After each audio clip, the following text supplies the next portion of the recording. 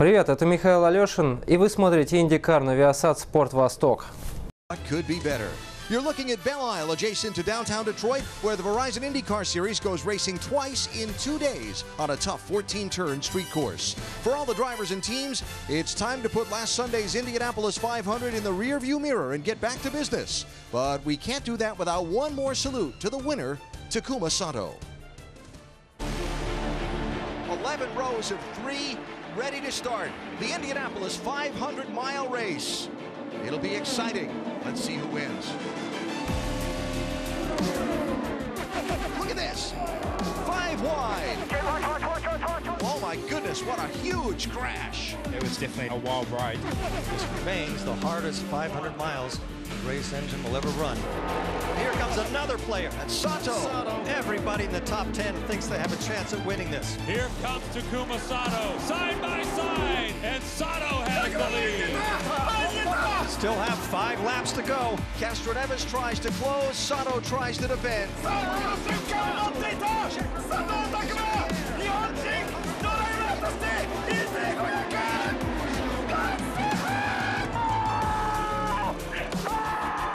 The one that got away comes back to him.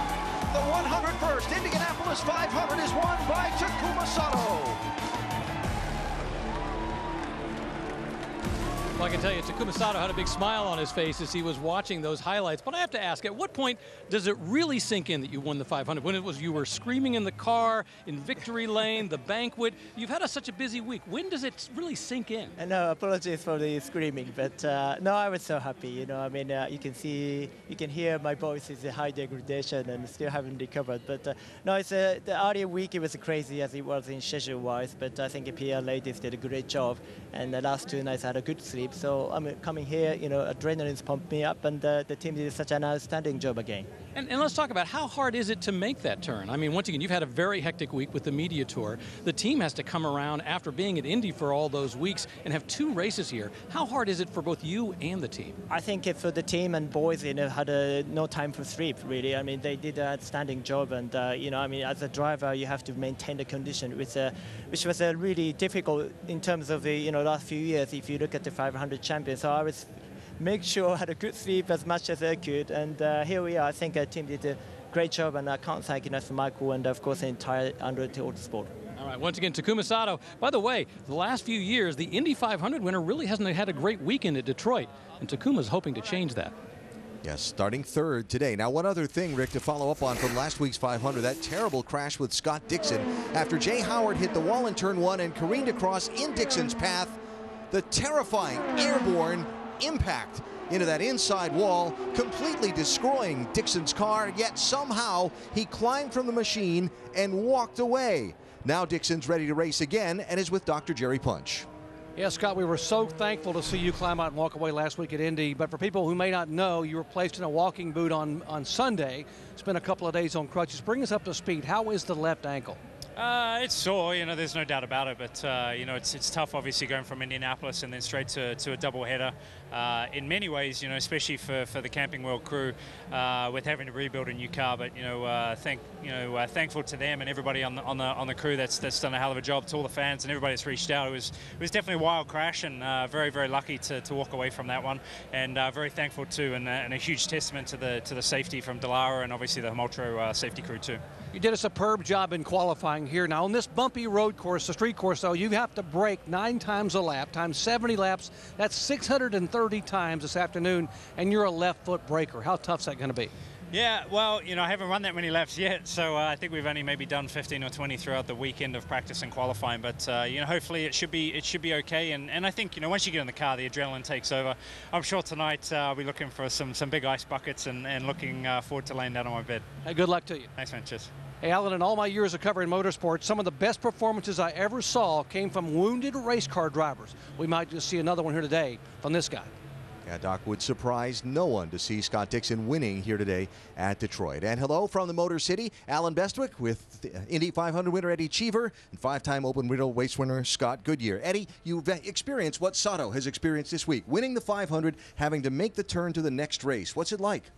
Well, it was 20 years ago almost when I won the 500, but I have a vague memory of a great lack of sleep and a lot of activity. And you come to the race and you feel like you are sleep deprived. But coming from an Indy 500 track, which is smooth, fast, and you're always hunting for a draft, coming to here, it's totally different.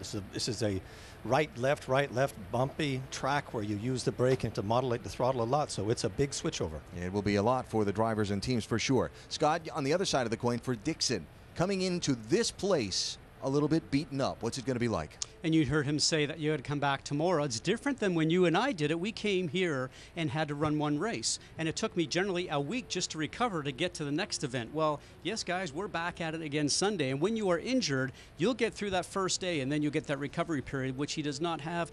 Ice buckets, whatever it is, it just mentally grinds on you. When he gets back in the car on Sunday, if the performance is going to fail, that's when it's going to happen. All right, so Scott Dixon getting buckled in and getting ready to go. One headline made already today. Earlier in qualifying, Helio Castroneves set the fastest time, but his time was disallowed because Michael Aloshin had spun on the track and Helio did not slow down enough during the caution zone, according to IndyCar officials. His fast lap was taken away, so Graham Rahal is on the pole with a new track record. Castroneves will start on the outside of row number 1.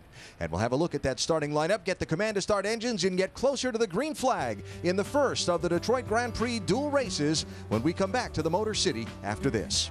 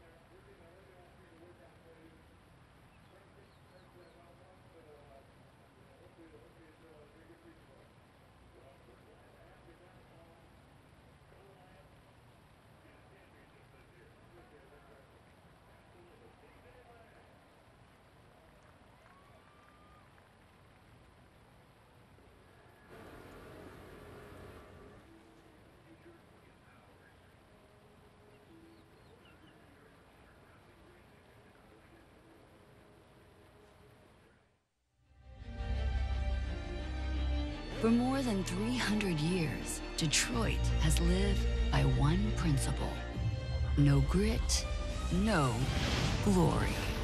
Get me out clear, let me go.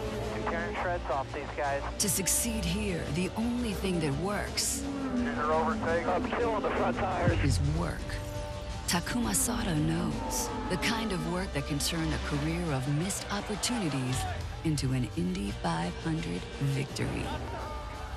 Only in this town is one race not enough. These drivers took one heck of a beating. They're back and doing it again. Twice the grit, All right, champ, let's bring it home. twice the glory. It's time for the Detroit Grand Prix. It's time to go to work. Going to take a lot of grit and a lot of work for a little bit of glory today at the Raceway at Belle Isle, Detroit Grand Prix, as the Verizon IndyCar Series gets back to business on a track that could not be any more opposite than the one they raced a week ago. The super smooth Indianapolis 500 oval and here to the City Park streets. One is a mental exercise, the other one is going to be physical. Indianapolis, 235 miles an hour. Here, top speed 165, but you are going to be physically beaten by the time that you are done. Oh, they are diametrically opposite. Indy is, like you said, very smooth, and you're always hunting that draft so you can get above 230 miles an hour.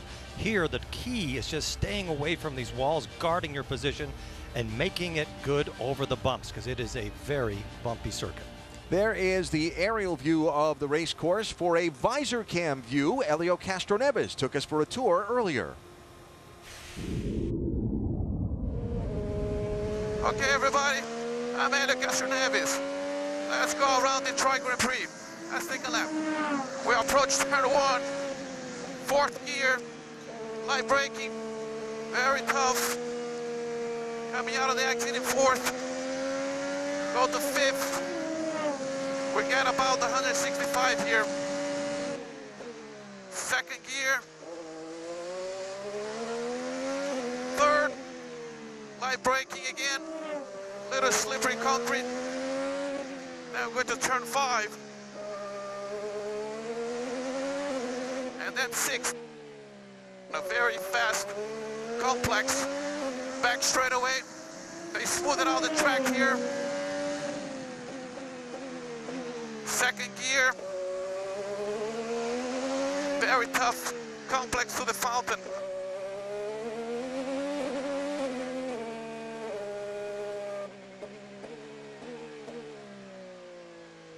Now getting ready to close up the lap, turn 11 and 12. 3rd gear, and here we go. Super fun. 3-time winner here at the Raceway at Belle Isle, Helio Castroneves. Now, he talked about they did some work to smooth out parts of the track. The long backstretch between turns 6 and 7 down the Strand, as it is, alongside the river. They've done some grinding on some of the bumpier parts here. You'll still see the cars moving up and down as they go over the normal rise and fall of the road, but what made the cars really chatter underneath the driver, a lot of that has been smoothed out between last season and this. And drivers are really appreciating what Roger Penske and the group has done here at this racetrack, but it is a street circuit. You are racing on a circuit that you're going over manhole covers. You can only expect that it's going to be rough. It's not a permanent type of circuit. And let's not forget, it's very cold here in the winter, so every time you do it, you have a new set of problems and you go race there again. Roger Penske heads the group that promotes the Detroit Grand Prix. So down trackside, the drivers are all buckled in, a field of 22 ready to go, the 70-lap distance in race 1 of 2 in the Detroit Grand Prix. Could it be Alexander Rossi's day? Perhaps James Hinchcliffe? They're all waiting for the words to fire their engines and get the race underway. Let's go trackside. Race fans, it's time for those most famous words in motorsports. Please welcome guard for your Detroit Lions, T.J. Lang. All right, fans, are you ready? Drivers, start your engines!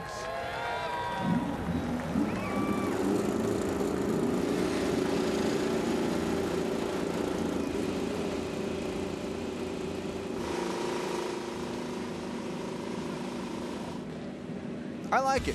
Appropriate energy for the command to start engines. Going racing, the Verizon IndyCar Series in Detroit. Green flag is next.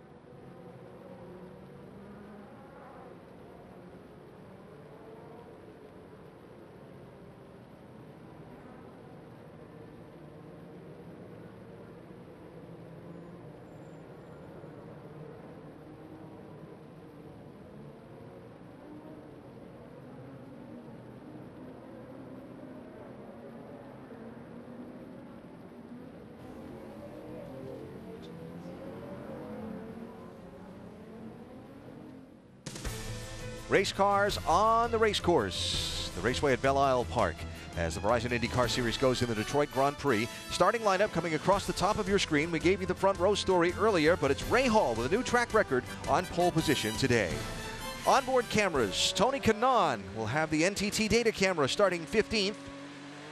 Marco Andretti with the AutoNation camera starting 13th. Here's Ryan Hunter-Reay with an AutoNation camera starting in 12th. And Simon Pagenaud, last year's champion, with a Verizon onboard in 7th. James Hinchcliffe has the Lucas Oil camera starting 5th. We have cameras in all of the top 5 starters. Alexander Rossi has the AutoNation onboard starting 4th. Takuma Sato has the Honda onboard starting 3rd. And the front row, Elio Castroneves with a Verizon onboard starting 2nd, and Graham Rahal with the turnsfortroops.com camera starting in 1st position. So strategy will be a huge part of deciding the winner of this race. Look at the different strategies taken by the 2 race winners here a year ago. 4 stops for Sebastian Bourdais and 2 stops for Will Power. Jan Beekes on pit road has more on what we'll see today. And Alan, how you choose that strategy really depends on where you're running on the racetrack. If you're a leader, you're going to be very hesitant to peel off and make an early pit stop. But if you're running mid-pack to the rear, why not go for a 3-stop strategy? Come in early, get some tires, you'll be faster on the racetrack, and then if you catch a caution, look, that probability starts to go up as the race goes on. That can vault you to the front, but that's what people don't know, when or if a caution might come out. Doc? You know, it's hard to believe that Elio Castroneves, one of the sport's most popular and talented drivers, is nursing a 50-race winless streak, which makes last week's runner-up finish in the Indy 500 that much more of a heartbreaker. You know, everyone here thinks that could end this weekend. It's good that he starts up front, but historically, this track has been very, very good to him. His last victory lane in IndyCar came here in 2014. His very first win came here back in 2000. In fact, that's the first time he ever climbed a fence. Yes, Spider-Man was born here at Belle Isle, and he just might return here today. Alan? All right, Doc, doubling up for the start. There's a turn right after the start-finish line and turn 3 at the end of the first long straightaway. A reminder, Spanish commentary available by activating the SAP button on your television, presented by ESPN Deportes. Ray Hall and Castroneves coming to the start of the Detroit Grand Prix.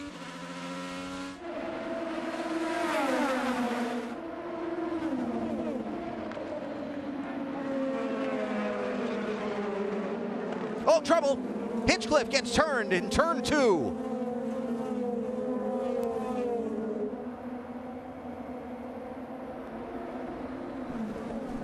Castroneves inside of Rahal, turn 3. Rahal holds him off. I don't think Hinchcliffe has any damage to his car. It's just barely punted. His track position was damaged. Right now, just a local yellow in turn 2. As we watch all these cars go around, guys, just watch how bumpy this race circuit is. As we see from James Hinchcliffe, he's telling these guys, I need to get started, because if it's a local yellow and the group goes past, he will be down a lap. Caution is out. Control car's yellow. Now that's the benefit for James. He hopes now they'll have him started before the group gets along. Pace car will come out. He'll be able to follow in at the back of the group.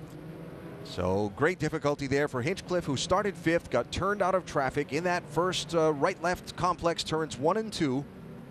And now the field under the yellow flag. Back to Jan's strategy that might come into play on this caution, as we see Hinch get started up and sent away.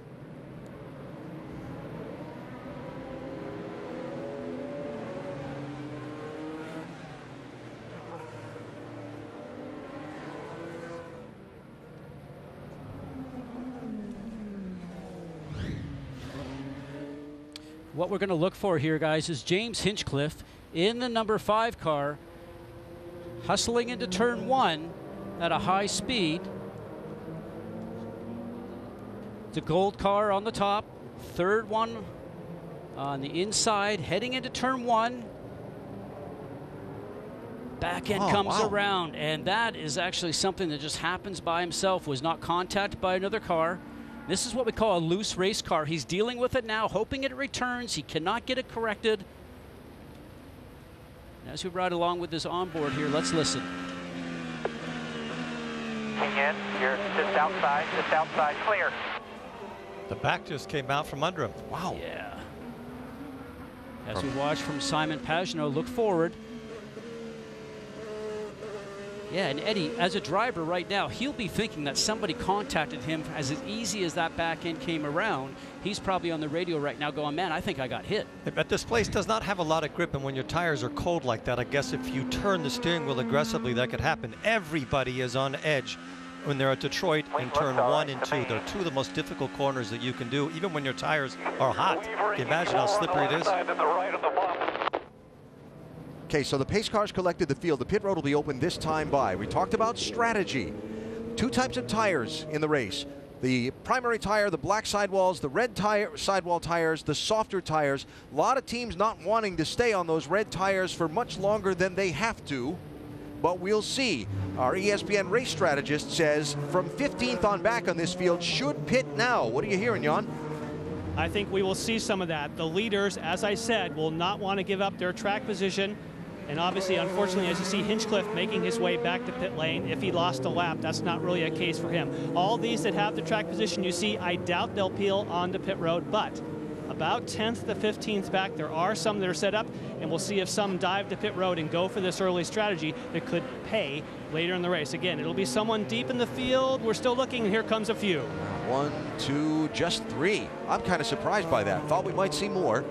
It's Spencer Pigot, Michael Aloshin, and Oriol Servia come in. There's Aloshin. Rick?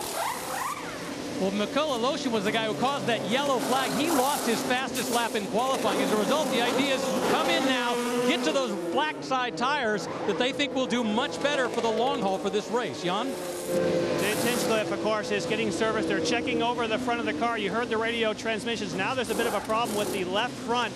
Again, no real panic here because being down a lap, he will now need a miracle to find his way and vault his way through. But no change of the nose. Everything seems A-OK aerodynamically. Yeah, we'll check that, Jan. I believe they got him away before he lost a lap, so he should still be on the lead lap. He just went from 5th, where he was running at the start, to 22nd. I haven't seen many cars spin at the start of Detroit in 1 and 2 and not have at least the front nose broken. So he got away, I would say, almost free.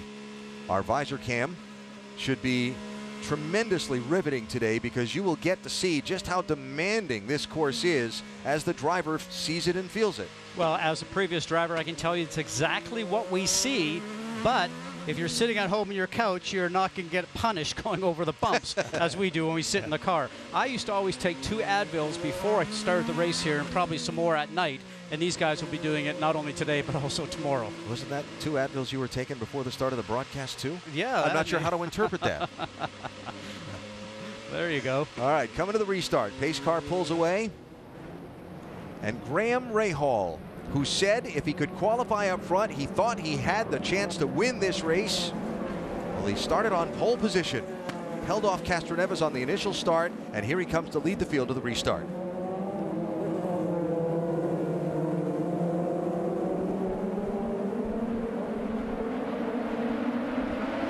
Green, green, green.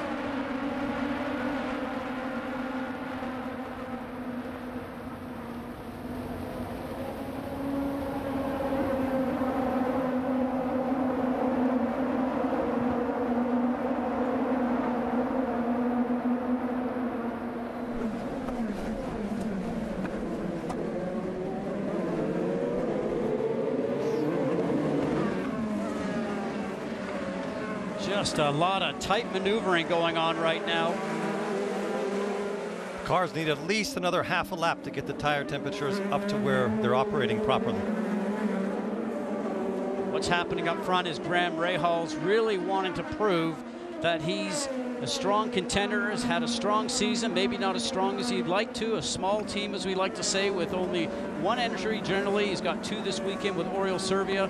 But the guy that's in second, Elio Castroneves, is driving for Roger Penske, who is the man here in Detroit and who is putting on this race, and there's no doubt that he wanted to be the guy to get to the line first, not only the start and also the restart. And don't forget, Castroneves just finished second at Indianapolis, so he definitely has a head of steam when it comes to here to Detroit. And he's been so successful here.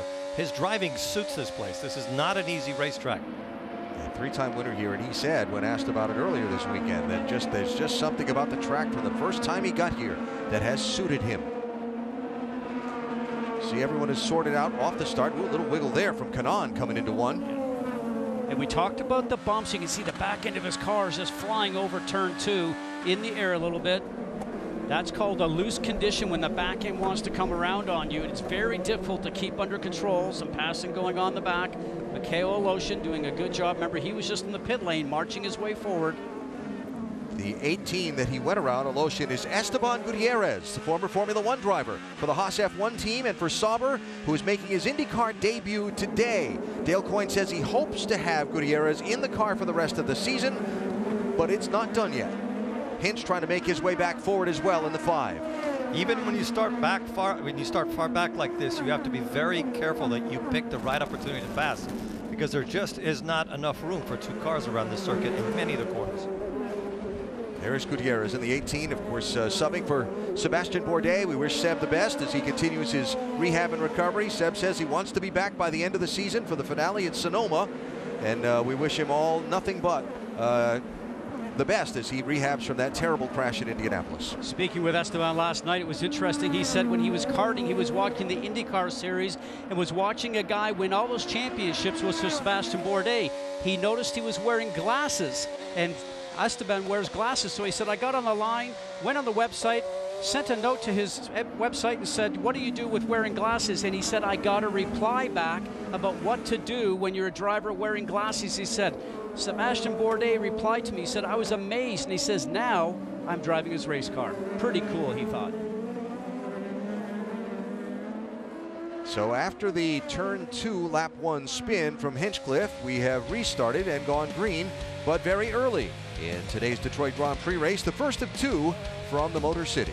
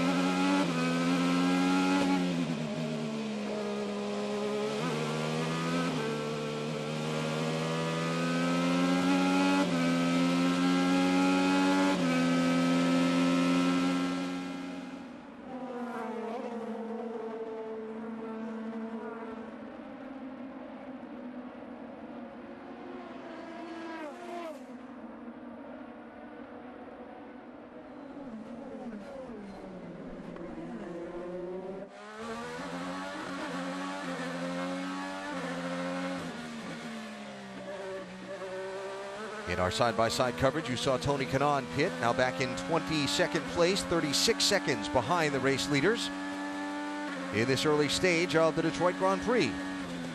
Our Honda telemetry shows you that you carry a pretty good pace around here. And for Tony, his car was probably getting so loose. Remember, we mentioned that the back end was trying to come around on it.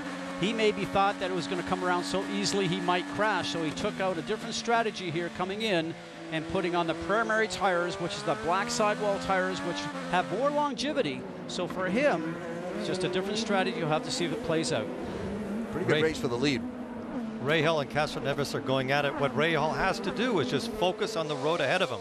And Castroneves' job is to make sure he forces Rahal to look in his mirrors as much as he possibly can, because when a driver starts looking in their mirrors, that's when there's potential to miss your braking mark by 10 feet, 15 feet, and that's when the car behind him is on you. And Castroneves, after finishing second at the 500, is dying to win here. Scott mentioned tires. Again, the rule is each team has to run each of the compounds of tires, not the rain tires, at least once during the race under green flag conditions. Pit strategy here, Jan. Yes, and Marco Andretti, as you just saw, Tony Kanaan do the same thing.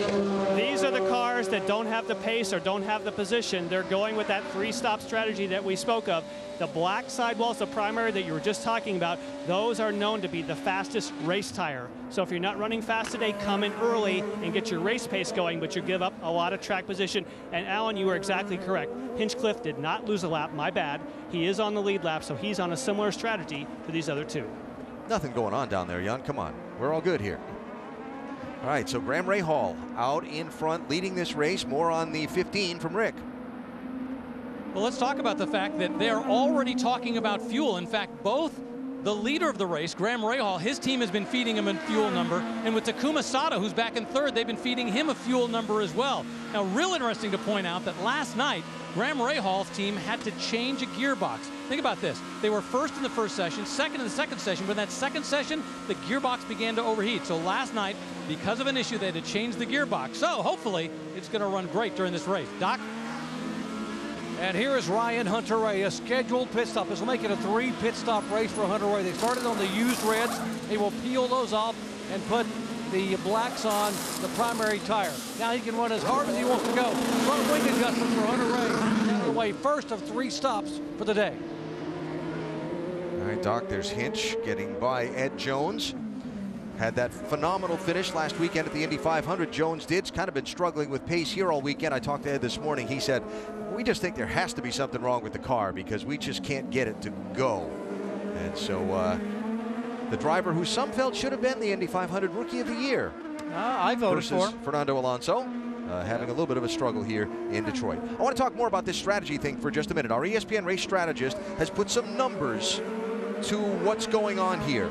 If the race stays green, a 2-stop strategy is about 6.5 seconds faster than the 3-stop strategy because you're slower on the track, but you don't spend as much time on pit road. So you're measuring and calculating this race out in time if you're the engineers. And as far as the tires are concerned, based on the practice data, the red sidewall tires that Joseph Newgarden is going to get changed right here will be slower than the black primary tires by about 6 laps from their beginning of use, Doc. Yeah, exactly, Alan. And the red tires, the alternate tires, were slowing down so much. In practice, they only lasted 4 or 5 laps, and he had to come in because he was dropping back. Get the black walls on. Now he's good to go, but he's going to have to make 2 more stops. And those tires are doing as designed, as you guys mentioned. So the drivers love them for qualifying because it gives you the ultimate grip, the ultimate braking. It gives you the ultimate speed around the racetrack. But then when it gets a little bit warm and the tires start to get hot and you start to wear quickly, you get to the blacks, as mentioned. Some great battling going on here. Kanaan and Marco. Kanaan and Marco, that's a very explosive duo to be racing against each other. Now this is a little bit deep in the pack. These are all cars that just made the green flag pit stops. Hunter-Reay there in the yellow and red 28 car. He's in 19th place. Marco's in 20th. Kanaan is in 21st. Graham Rahal has led every lap from pole position. Still pretty early on in the Detroit Grand Prix. We're back to the Motor City after this word from your ABC station.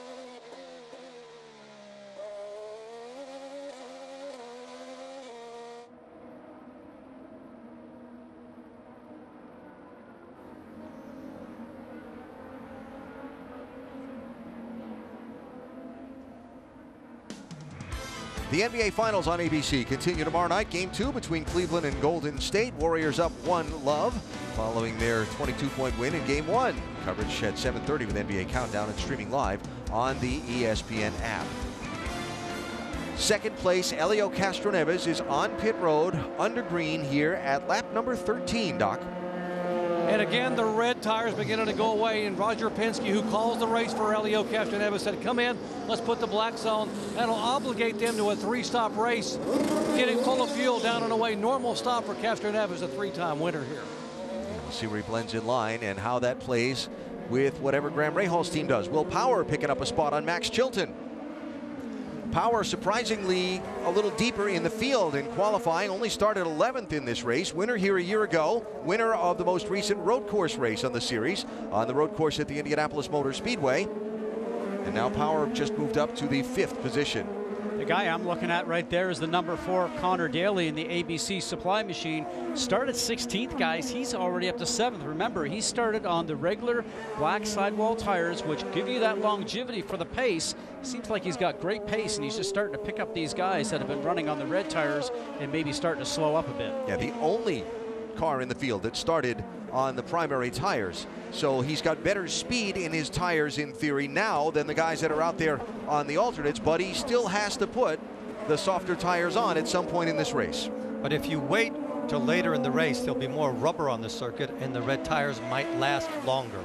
When the track is green like this, you really go through your tires quickly. But going back to Daly, he's really good on a circuit like this. Last year he did particularly well. It was his best ever IndyCar result. Finished 2nd here in one of the 2 races a year ago. And did I mention he's built like an ox? I mean, this for him is easy. Yeah, he's the guy you want to take out at night to the bar. His head just rests on his shoulder. There is no neck. Remember that James Hinchcliffe had that spin in turn 2 on lap number 1. A combination of things, others making pit stops, but also him having the 5th fastest car in qualifying has seen him gain some of that track position back, Jan. Yes, and he just radioed back to the team saying the balance is good. And in fact, it says, over the weekend, I've had good balance, but as you see, these concrete surfaces they're going across, he says, ultimately, on these black sidewall primary Firestone, I've been lacking a little bit of grip, but they seem to have found something for the race. Alan McDonald, his engineer, had said, I'm very concerned about the black pace of the Penske's. Once those Penske's, we just saw Castroneves put them on, I'm not sure that we can say with them, but right now, he likes what he has. All right, Jan, so as Hinchcliffe is up to the 10th position, here's the Indy 500 winner in, Rick. Takuma Sato brings the car in. He likes it so far. No wing adjustments. But once again, this is a question now as to what they're going to have to do for the strategy. Now, Graham Rahal's literally on a different strategy than the guy who was just running 2nd place.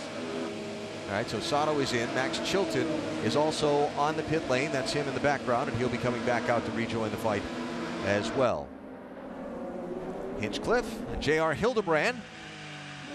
Hinchcliffe is doing the perfect job. When you're that far back in the grid, because if you spin or whatever reason, you cannot think of your position, Scott. You have to think of passing the car that's ahead of you and then moving on to the next one.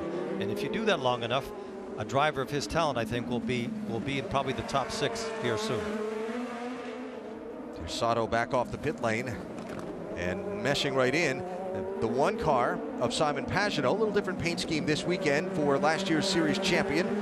Black and white car at the tail end of this group of 4. Made his pit stop earlier at lap 12. Sorry about that. Simon started the race in 7th spot. And he wasn't very happy with that. I spoke to him after qualifying. Feel that he got balked just a little bit on his quick lap. Thought he had a shot at the front row. So that really doesn't sit well with drivers when you think you had a shot at being up front, especially on a track like this. That track position is everything, as we've always found out on these tight street circuits.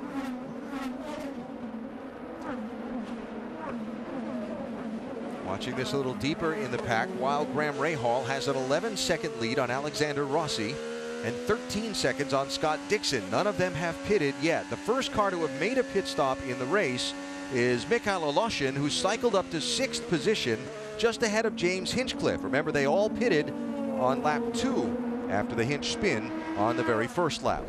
There's Joseph Newgarden getting by Spencer Pigot. Newgarden kind of got caught in traffic after they made the early move to pit road and kind of killed his race pace a little bit back there.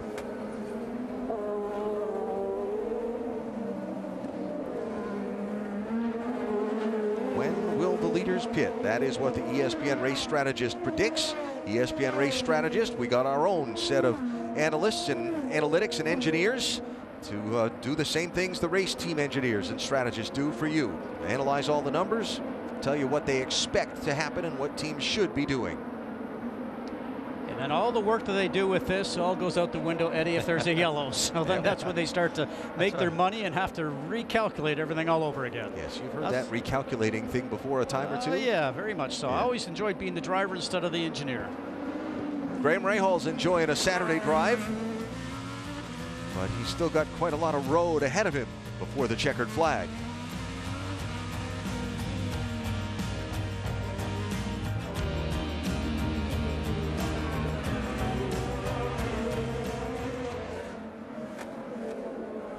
Newgarden's on his push to pass somewhere. I'll try to get inside of Ed.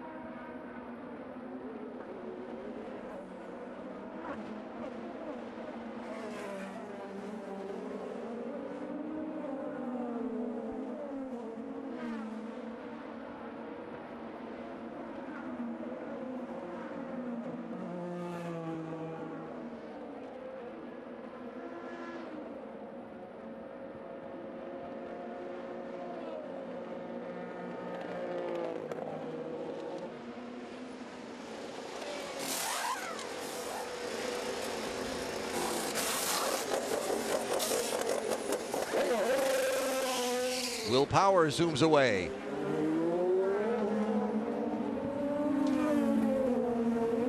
And you saw that green number on his roll hoop behind his helmet as he's now going to run a bit of a blocking line.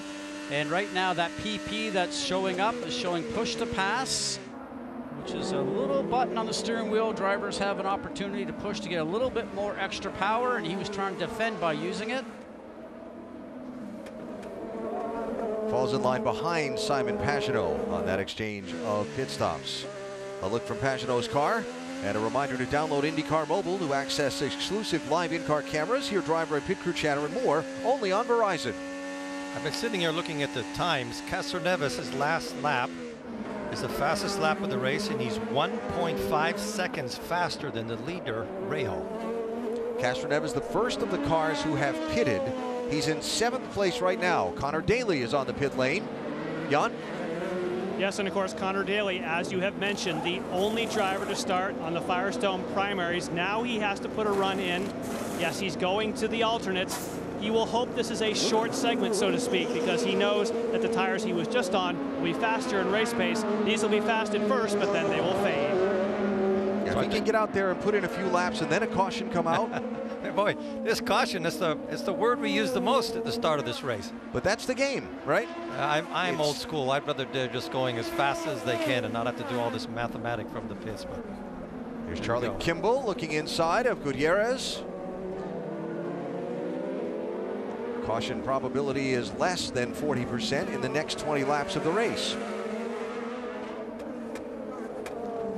Oh, look how bumpy it is there, guys. Just holding on to the steering wheel is hard.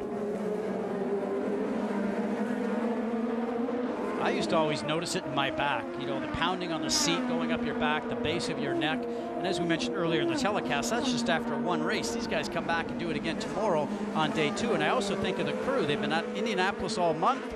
They have to get ready for a double header here. And that's really tough on driver and crew. So Jan, let's talk strategy here on the leader. The longer this race is run green and he's been able to be out there and hold his pace and his lead on these alternate tires, this is all working in his favor if he gets to pit road before the caution comes out, right?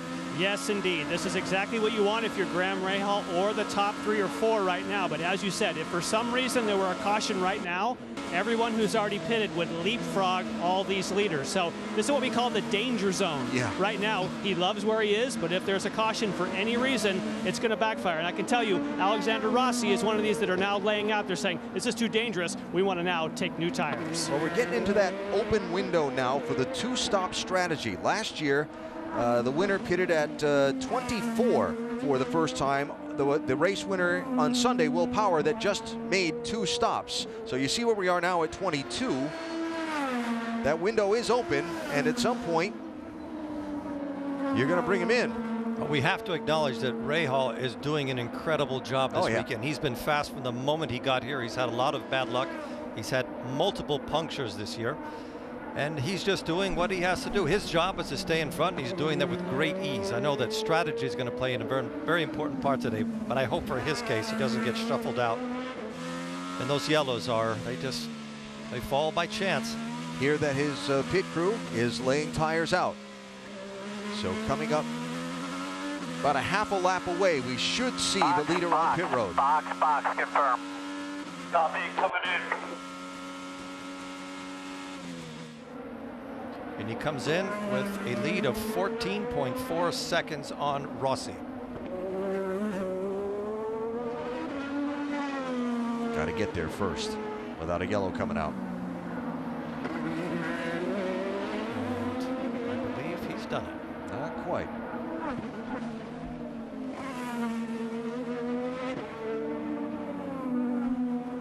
Now he's got it. Leader on pit lane, under green. Rick? Well, before the race, Graham Rahal told me he felt that he could use these red tires effectively. While they do fall off, he thought he could do a great job on them in terms of making them last. During the race, he said the rears were falling off just a little bit, but he's done the job he needed to do. Jan? Yes, Alexander Rossi, you'll see him come into the picture as well. He's going to take the same lap for a pit stop for Graham Rahal. He's been on the radio saying this is really hard, meaning it's so hard to keep the red alternate tires underneath him. But again, just like Graham Rahal, they've hit the window. They make a front wing change because of the change of tires. Nice clean stop. That's 9.6 seconds, not lightning fast, but that keeps him in the game.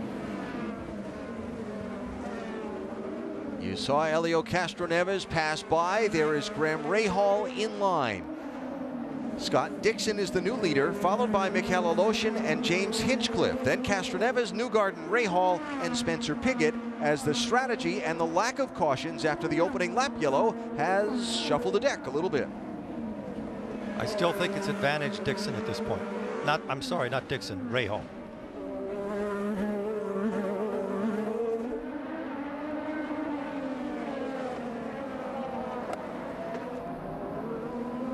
I just find it amazing that Scott Dixon is here being as competitive as he is. Yeah. And, you know, we talked about left foot braking earlier in the show. What changed here many years ago, guys, is that drivers used to use one foot just for gas and brake. And today, now drivers are using the left foot for the brake. So he's got some pain coming in. He's now in pit lane. What's up for you? Right down here with Blair. Straight in now.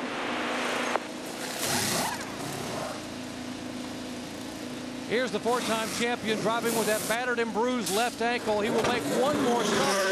47 is the next time he'll have to come in. So great fuel mileage, great effort by a beaten up Scott Dixon.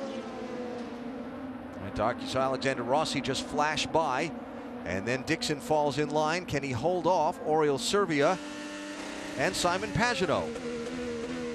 Servia in the 16. You heard Pagenaud's car running on the rev limiter just a little bit. He's pushing hard. He wants to get past Servia.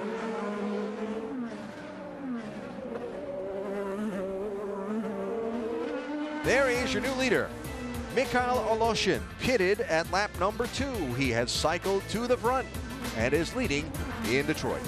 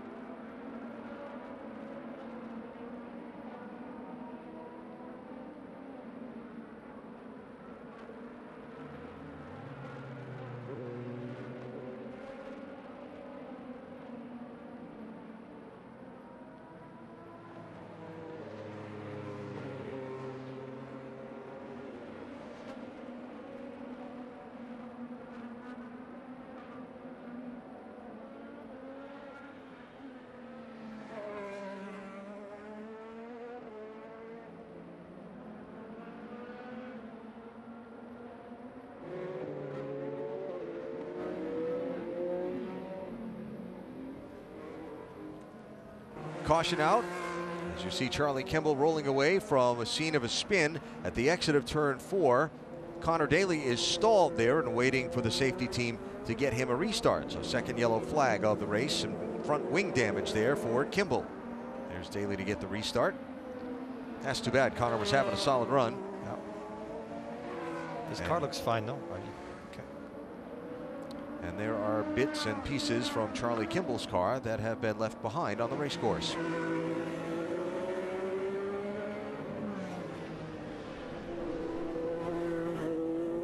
Been kind of a difficult weekend for Kimball and 83 team.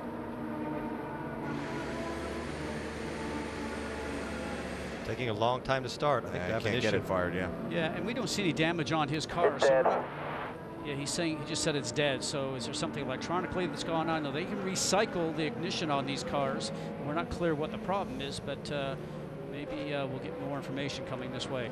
All right, so the caution is out, and that presents that strategy dilemma for race teams. Not many takers on the pit road here. Well, Charlie Kimball is in for damage repair. But Jan, what are you seeing?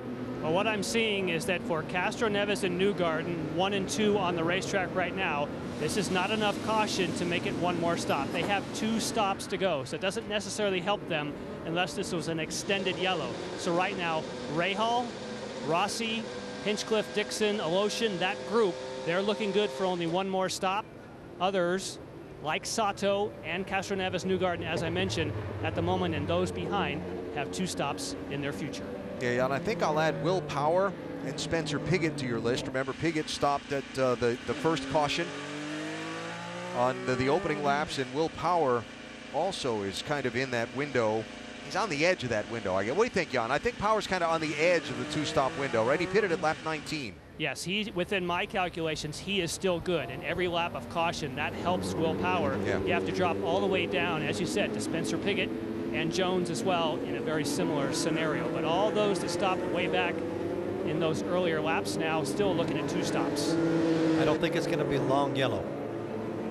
Got some debris to pick up on the racetrack. You see top center of the screen right under the corner workers, the flag marshals. There's some bits on the racetrack that need to be cleaned up before the cars can go back racing again. But just the second yellow flag of this race. So the drivers that started on the front row together have been the headline players, Castroneves and Graham Rahal, but both now on different strategies. There is Newgarden, who again is on that three-stop strategy, who pitted at lap number 10. Pit road is open here. Around the next corner, driver's right is the pit entry, and we'll see if we have any takers. I know who you won't have. I don't think Rahal will be going in. Oh, no, he's definitely not. But let's see. When you recycle through all of this, I think Rahal will still be the leader. Newgarden from second. And that's it for now. Back to Detroit after this from your ABC station.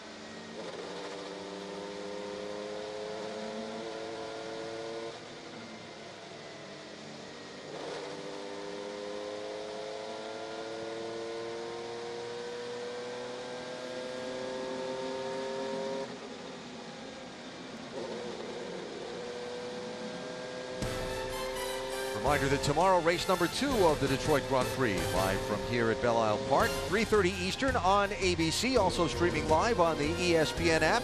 Race teams after tonight have to spend pretty long hours into the night cleaning the cars up, turning them around, getting them ready for another full day of action here tomorrow in Detroit. Down to pit road, here's Rick. Well, standing by with Ricardo Nault, who is Graham Rahal's strategist, and let's talk about the fact you've got a two-stop strategy. Are you still comfortable on that? Yeah, I think we're looking pretty good. Really, there's a guy in front and a guy behind that looking like they have 2 more stops to do to our 1. And there's a big group behind us, about 5 more guys that are on our strategy. You know, we'd have to see how the yellows play out, but the United Reynolds car's holding up really strong. Graham's driving a great race and looking for the win. Are you comfortable having Helio Castroneves right behind you? Yeah, that's okay. We can get him. Ricardo Nault, kind of positive. Castroneves, the race leader, but again has 2 pit stops remaining. Graham Rahal, 1 pit stop remaining. So the object here, if you're Castroneves, try to use the clean air and get as big a gap as you can on Graham Rahal in case Graham is running with a little leaner fuel setting on his engine mapping. We'll see if Castroneves can make some hay while, I would say, while the sun shines or while the clean air shines on the front wing of his car. I don't think Rahal wants to sit behind him for too long. Besides the Indianapolis 500 for Helio Castroneves, he knows that this is the most important race for his team owner, Roger Penske.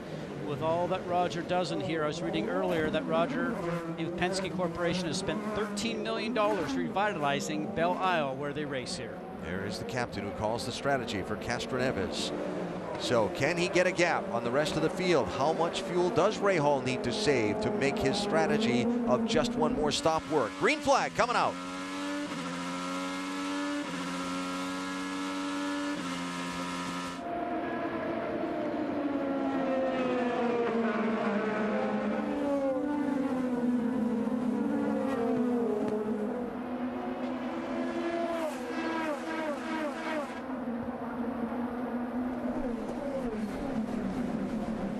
Big move inside by Will Power on Pagenaud. Teammates.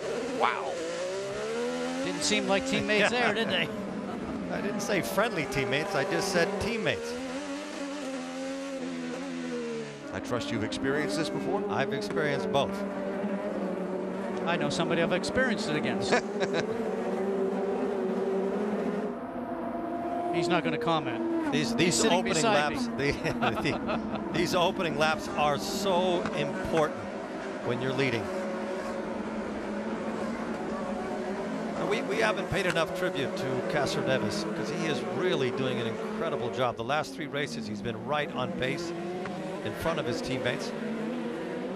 An incredible Indy 500, and here we are in Roger Penske's city, and he's leading the race again. Look at that spot on the track. You see those cars hopping up and down. What's that feel like behind the wheel? It's very hard to control. I mean, you have to break away from the instinct of taking your foot off the brake, off the throttle, but it's very tiring, and it's just hard to control the car. The bumpier the circuit, the easier it is to make a mistake. And we talk about braking zones. Eddie, you and I talked about that the other day when we were coming over here. The braking zones here, because they're so bumpy, your foot's acting like the ABS system on your car because you cannot push it too hard or you'll lock the brakes up here. Spencer Pigot on the inside making just a terrific move. 3 wide now. Andretti. Marco Andretti with a nice move. Welcome to IndyCar, Esteban Gutierrez. Yes. In the 18. What a challenge he's bitten off. No test days. Got the ride, came in, never seen this racetrack before, never driven an IndyCar before. Go. And what a nice guy, like I mentioned, I spoke to him the other night as we see Ryan Hunter-Reay right now, really pushing on Marco. Will he make it stick here? Nope, not being able to get on the inside. For Esteban, his whole goal is to run the whole series, and he would like to go to the next race at Texas, but we know the high banks there are not favorable to rookies, so he's waiting for some type of a waiver from IndyCar to see if he can test there so he can run the Dale Coyne car there next weekend. He's going to do his first oval at Texas? That's exactly what I said. Alonso did his first oval at Indianapolis.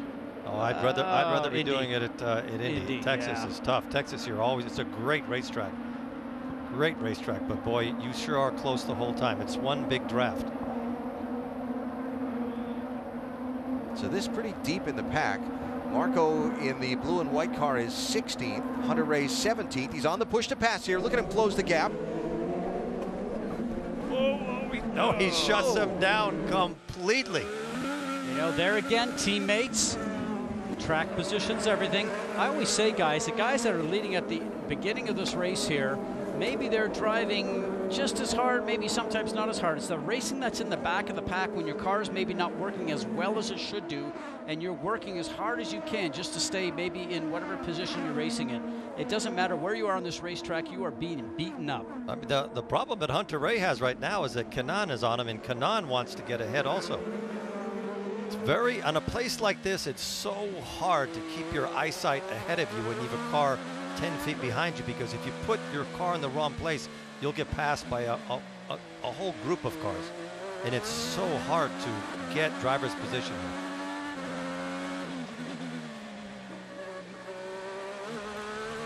I just want to give you perspective. That was a 90-degree right-hand turn on a city street that Tony Kanaan just took at 90 miles an hour. speed limit sign says 25 by the side of the road, by the way. But they're ignoring that today here in Belle Isle. Helio Castroneves is the leader of the Detroit Grand Prix.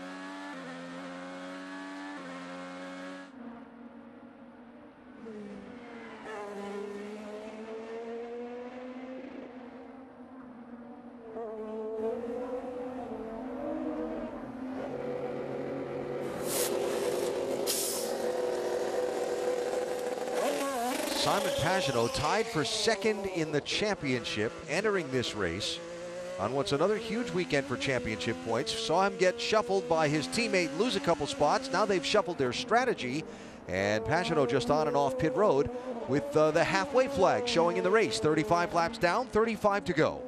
There's your leader, Helio Castroneves.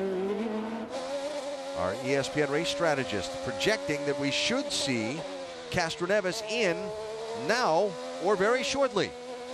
He's only opened up a 5.5 second gap on Graham Rahal. Here he comes.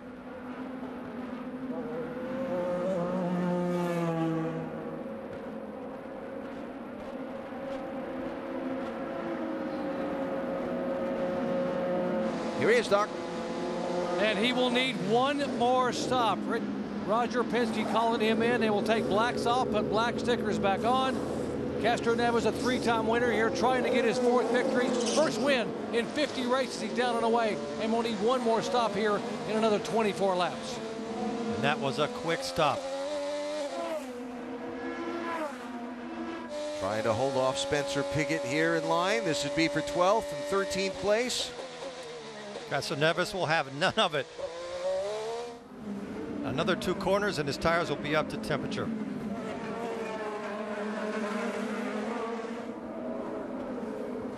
So Helio from plus 5 seconds to minus 18 seconds with the trip down pit road.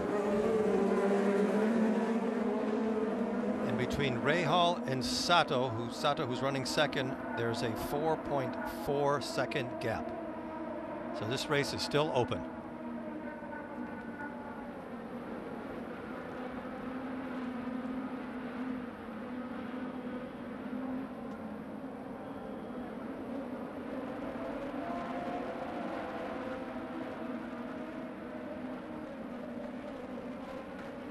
So just across the midway point of this race, there is Graham Rahal. He has led 25 of the 37 laps that we have completed.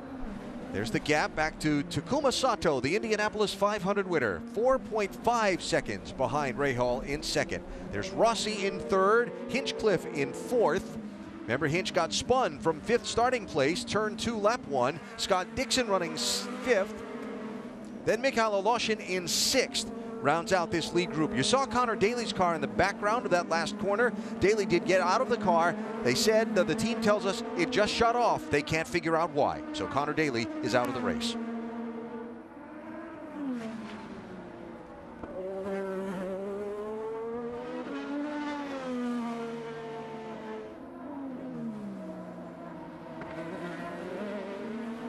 Let's get some updates on some of these lead cars. Rick DeBrule is covering Graham Rahal.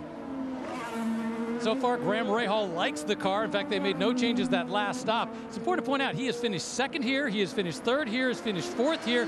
This is a track he likes. Oh yeah, and there's one other thing. His father, Bobby, actually won here back in 1992. There is a definite hunger in the Rahal camp to pull this one off. Now, Takuma Sato behind him is on a different strategy, whereas Rahal only has to go one more stop. Sato is definitely going to have to go 2 more stops. However, once again, Sato's been happy with the car in terms of the way it's performing, so no issues, other than the fact that he knows he has 2 more stops left in his race. Jan? And yes, that's the radio conversation for Alexander Rossi with his team. Of course, Takuma Sato being a team car, he says, what kind of strategy is Takuma on? He said, don't worry, he's on a different strategy. You only have to stop one more time, Takuma too. So virtually, he's running ahead of Takuma Sato. Now behind, James Hinchcliffe, amazing run for him. And again, the fact that the safety team got him restarted, again, I thought at first he had lost the lap. He did not. So he is in contention, and he is on the same fuel strategy right now as Alexander Rossi. So a testament to the crew to get him restarted with no damage. Now he's a player, and a good player, for a top 3. Doc? And talking about Scott Dixon, what an incredible comeback this week on crutches most of the week. An injury to the inside of his left ankle in the tibia, the large weight-bearing bone in the lower leg. He said, I can push the brake pedal. It's pulling my foot off the brake pedal that's a problem, and being able to tether the brakes. Just how much pressure you put on the brake pedal allows you to turn the corner and also gently release the brake coming off. He said, I'm having trouble feeling the brake pedal with the swelling and numbness, but Dixon hanging on in 5th spot. Alan? All right, Doc, thanks. And so a tremendous drive as a bid here. Hinchcliffe with a peek inside of Rossi. That was for 3rd place. Rossi will shut the door and hang on.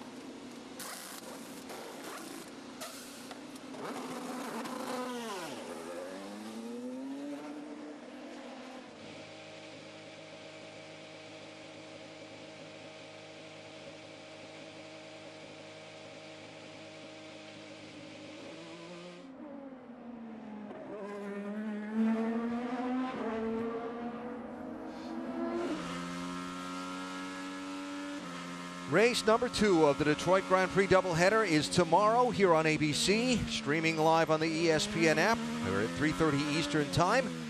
We will see the outcome of today's race, and then they'll do it all over again. Huge weekend in the championship for the Verizon IndyCar Series. Last 2 weeks actually, with qualifications and then the double points Indianapolis 500, and then the 2 races this weekend in a short period of time. A major impact on the overall series title. If Rahal keeps this pace up, he's going to make a big jump forward in the championship. You saw Takuma Sato on pit road under the green flag. Now he's back into the thick of it behind this group in 16th place. He pitted from 2nd. It's Marco Andretti. We've seen this group a lot today because they've been doing some of the diciest racing, if you will. For 13th, no, for 12th, all the way down to 15th. Yeah. Charlie Kimball obviously back underway after the spin around earlier, though he did lose a lap in getting refired and getting back around to the pit lane in that green and black 83 car.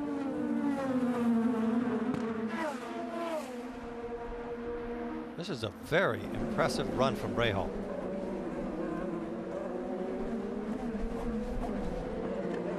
You wonder at this point, as we watch Gutierrez there in the 18 running behind Sato, the learning curve and what he knows now that he didn't know at the beginning of this race, his first IndyCar race. Let's go back up front to Graham Rahal and check in with him. The car's just really coming to me for whatever reason. And that is not what the other competitors in this race want to hear. Once again, the car is actually getting better.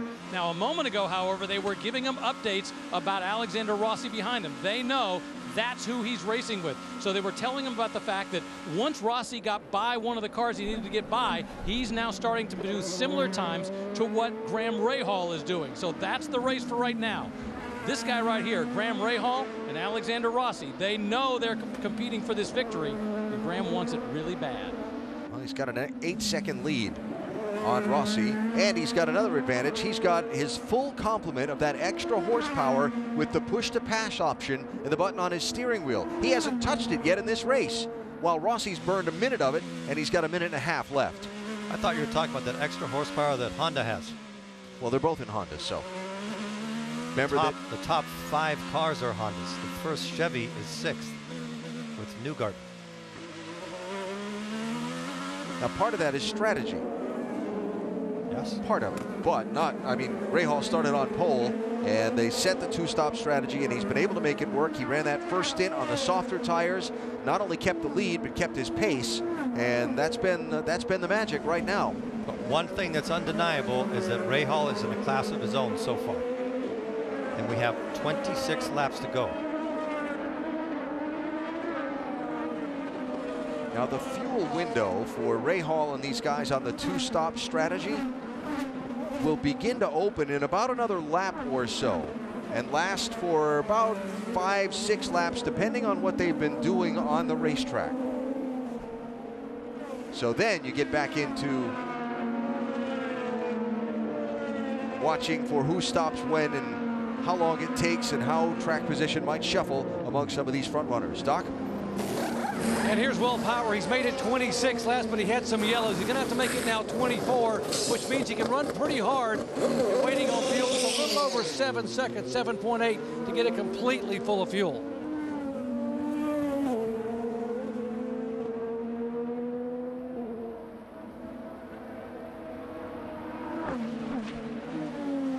Hearing from pit road that it's a couple of laps before we will see Graham Rahal on the pit lane. So we'll take a break from here at the Detroit Grand Prix, come back in time to look for the leader to make what should be his final stop. We're back to the Motor City after this from your ABC station.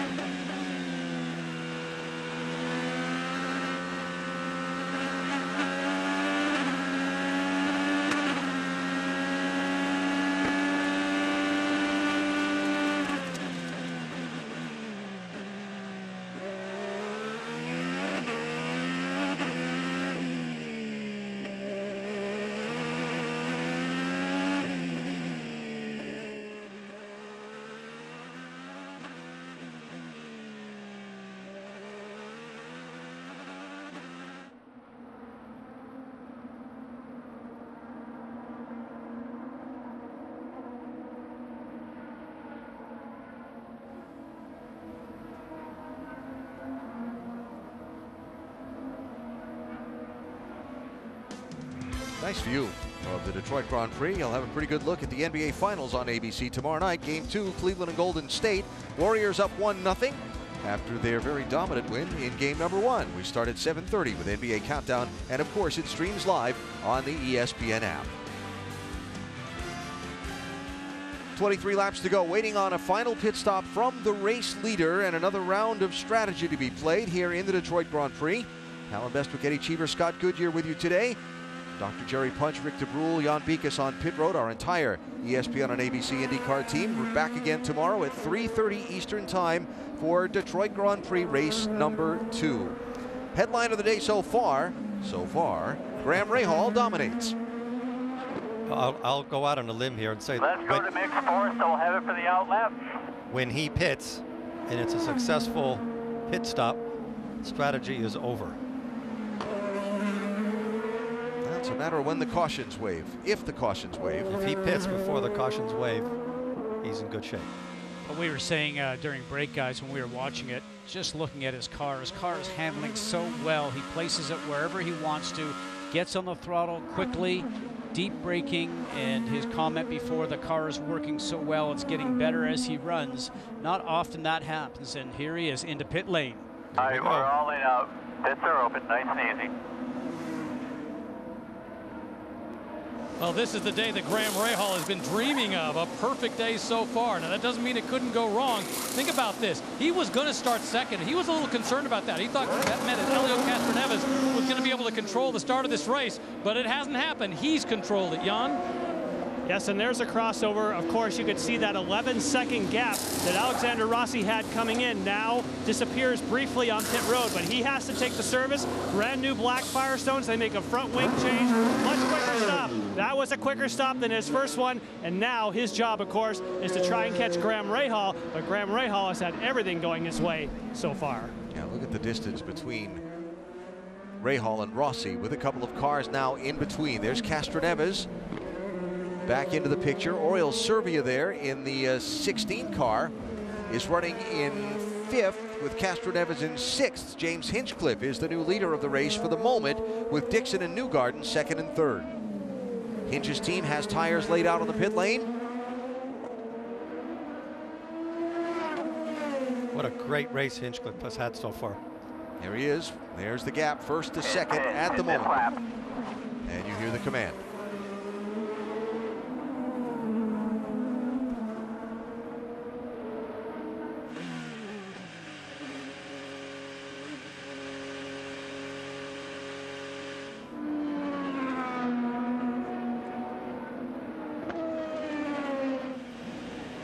And James has been happy with the balance of the car, and he's 1 lap later than those that he's battling. That'll help him just a little bit to use some fuel. But again, what an incredible comeback for James Hinchcliffe. Another quick stop, 9.4 seconds.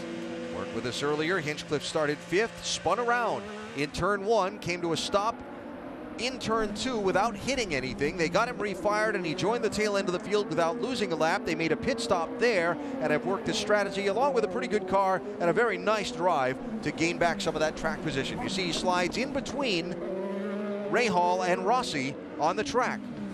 So a pass on the pit lane there, and through the strategy for Hinchcliffe over Rossi. So now it's a sprint till the end of the race, Scott.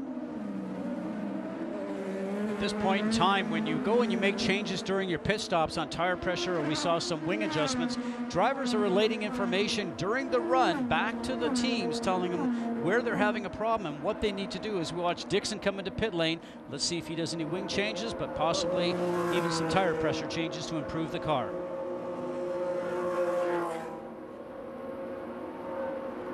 Here comes Dixon. Doc? 2012 winner of this race and 4-time series champion. Dixon has not complained one bit about the car. 4 sticker primary Blackwall tires, front wing adjustment though. Got to get it full of fuel. Right in front of him, Joseph Newgarden. Got to get it full of fuel. And a little bit of delay leaving cost him maybe a second. 8.5 seconds. They were through with the stop at about 7.6. Tony Kanaan, Carlos Munoz also pitting on this lap. Oriol Serbia pitted the lap before. He's going to get a pass-through penalty for a pit lane speeding violation. Newgarden and Marco, turn 3. Marco will slide ahead. So Graham Rahal cycles back into the lead with some more 3 stoppers, final visits to pit lane still to come. Graham should be done for the race. He's still got 20 laps to go here in Detroit.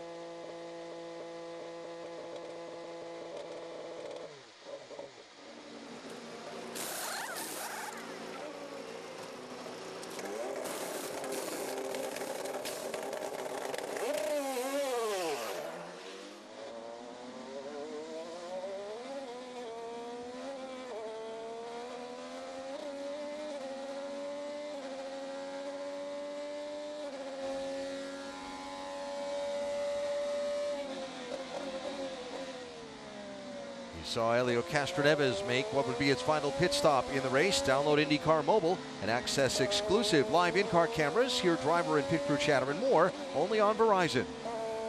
So from being right behind Graham Rahal in second place, Castroneves is now 25, make it 26.1 seconds behind this man, Rahal, and Castroneves back in ninth place.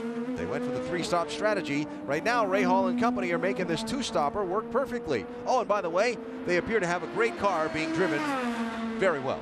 How about Dixon running second? Yeah, Only what a story. at 8.8 seconds from Rahal. Weren't with us earlier. You're getting away from Dixon. You're moving away from him. Dr. Jerry Punch talking with Scott Dixon earlier about the after effects of his terrible crash at Indianapolis a week ago tomorrow. And Doc, boy, he's in second place. Impressive running. And here's what Chip Ganassi told me. He said, this is a driver, not a daredevil. But think about this, guys. He said, Evel Knievel's longest jump of his career was 141 feet over the Caesar's Palace fountain. He spent 29 days in the hospital. He said, my guy last week went 349 feet in the air and walked away.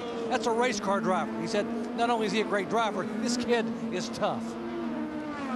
Oh, that's for sure, Doc. That's an incredible measurement, too, to just think about that. And again, nothing but praise from Scott for the safety built into these Indy cars and his good fortune and the safety team that was there. But to see him walk away from that crash last Sunday was really, really something. 17 laps to go. Our Honda race rundown here as we ride with the Honda of Graham Rahal. Show you what's happened so far in this race. Turn 1, lap 1, James Hinchcliffe started 5th, and it went around. We thought that he got tagged from behind, but the car was just what we call loose. Watch this.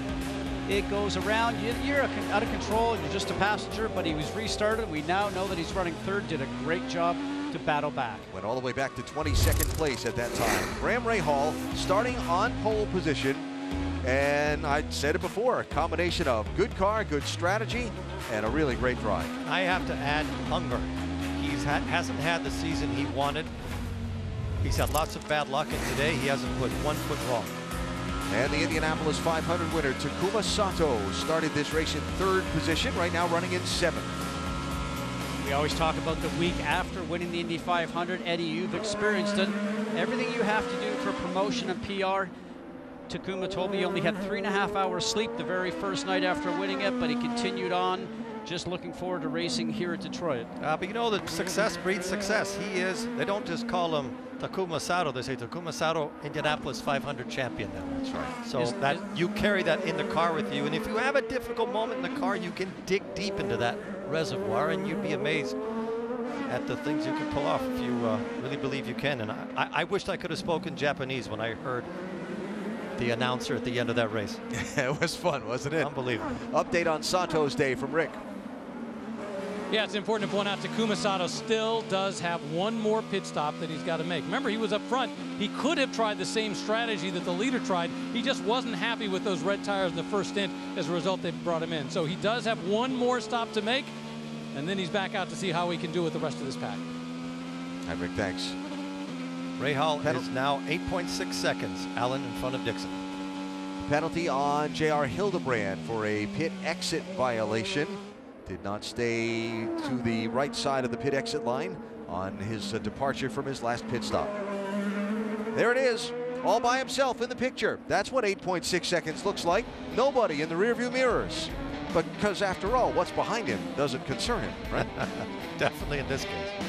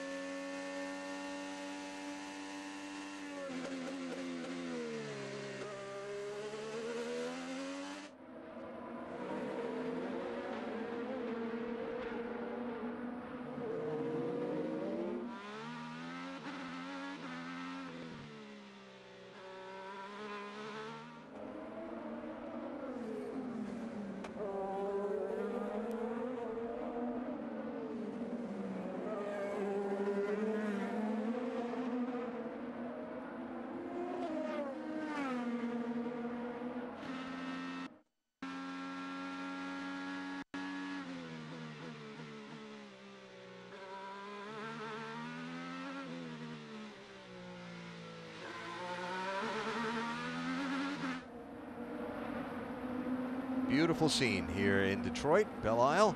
And nice if you're the folks from Honda looking at the leaderboard. Wow, first, second, third, fifth, all the way down to 10th. That's a lot of cars. Joseph Newgarden, you saw the pass on Alexander Rossi there for 4th place. So Newgarden, the highest running of the Chevrolet cars at the moment. Castroneves in 9th place, the other in the top 10. Graham Rahal's last win was a year ago next week. Well, actually it wasn't. See, the Texas race started a year ago next week. They had the weather problems, remember, had to put it off till later in the summer, and then he won that race when it was concluded later on in the season. Could he be going back to victory lane again today? It would be well deserved. He has dominated this race. He's led 43 of the 58 laps that have been completed so far from pole position. That Texas finish, it was a classic. Hinchcliffe coming to his outside, and there it was, by that much. Don't have to win by that much. Could have been half of that. Probably one of the most difficult oval tracks I think that we ever ran on. Eddie, you and I had some great battles there. Just the high banking there. Not only the G-forces, but it pushes you in just like a roller coaster. I loved it. And you could never relax there. Right now, one thing I know for sure, that Rahal feels every vibration in his car. He can hear the engine. He's worried about things that are going to break because he's so close and he's been so dominant. Something external would have to stop him from winning. Now, seriously. I was serious. I've heard drivers say that a lot, but really, did you really feel and think about that stuff when you're trying to keep it between the walls and hit your gear shifts? And everything, because you have a lead. You don't have that many laps to go. He can put his car wherever he wants. So I think maybe it didn't happen to him, but to me, my mind would wonder, and I would start thinking about trying to make the gear shift a little bit smoother. Now they don't have to do that, making sure I didn't miss my braking point, and you try to cut the risk down as much as you can. But he knows he has a 7.6 lead, and nobody has been able to touch him today. He's been in a league of his own. Well, that's where I wanted to go with that, because originally it was a 9-second lead. Just a while ago it was 8. So for Scott Dixon, he's starting to click off just a little bit of time. Does he have enough here just with the remaining laps left to go? But you talked about making your shifts. Obviously we have paddle shifts on here. I would think now for Graham, the only thing that's in the back of his mind is that Honda has had a few engine failures recently, including Indianapolis. So in your mind, that's what you're thinking about just a little bit. Otherwise, you're just marching forward and hoping everything is perfect. But you cannot compare the engine stress that an engine goes through at Indianapolis, where you are full throttle for 95% of the time, compared to this place. This place, you're on and off the throttle. I think the car has a harder workout than it does at Indy 500, but not the engine. If I was him, I would feel very confident that, but you're right, that's in the back of his mind. Marco Andretti, Ryan Hunter-Reay are racing there back for 12th and 13th. That's about the closest fight on the track right now, as the field has gotten a little bit strung out. Back for the finish after this from your ABC station.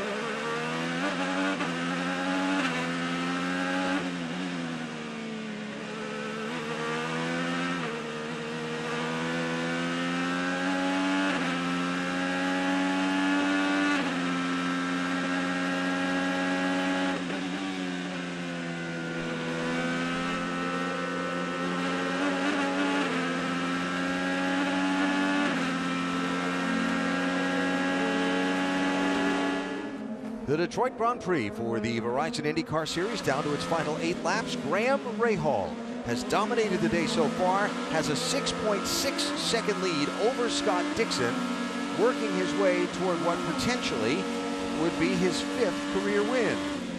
And he has 2 cars ahead of him that are battling fiercely for position. Let's hope they see the blue flag. Esteban Gutierrez and Oriol Servia. Servia a teammate, so he gives way. That makes his job a lot easier. Yes, it does. So Graham Rahal married to NHRA drag racer Courtney Force. The NHRA folks are up in New Hampshire at the New England Nationals this week, and last night Courtney Force had a wild ride up in Epping. Car on the right side of your picture. And look at that.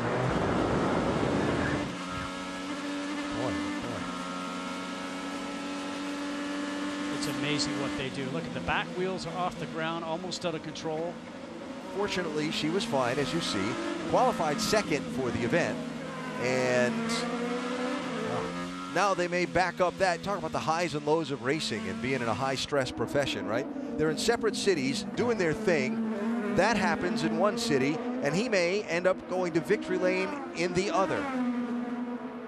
That was an incredible accident. And Courtney's father, John Force, said last night in the telecast the main thing that he was thinking about once he found out his daughter was okay was to get word to Graham Rahal that his wife was okay, because Graham certainly would have heard about it maybe as he was on track. So everything among the lead group is kind of spread out at the moment. It's 6.2 seconds back to Dixon from Rahal. Scott running second. He's got about 5 seconds on Hinchcliffe in third. It's about a second from Hinchcliffe to Joseph Newgarden, who is in fourth. Newgarden using a 3-stop strategy in this one, and the highest up of those that have done that. Although I guess technically Hinch was on a 3-stop strategy because he stopped after the spin on lap 1. Then Alexander Rossi has faded back to 5th place, 22 seconds off the race lead. Aleshin, Sato, Castroneves, Ed Jones, Spencer Piggott back there rounding out your top 10. For Ed Jones, a guy who said he was kind of lost, that felt like they just had something wrong with their car after qualifying this morning. Nice solid day and a nice solid recovery for the 19. Well, don't forget it's now 2 rookies on that team with Dale Coyne Racing, obviously with Sebastian Bourdais being out. And Sebastian, obviously a 36 race winner and also won here at Detroit, has a lot of experience that he could guide those rookies for. But Ed's saying, you know something, he still calls, he's on the phone, he's trying to give me tips, originally from his hospital bed, but now from his home in St. Petersburg, Florida. A true teammate. What I find to be really shocking is Pagenaud in a Penske is 16th. And Power is 18th. Yeah, that's unheard of to have Penske cars that far back here in Detroit. And again, the implications on the championship. Simon Pagenaud came in today, tied for second in the championship. He's running back in 16th. 5 laps to go. Dixon's about 8 seconds back. You have the 18 between you.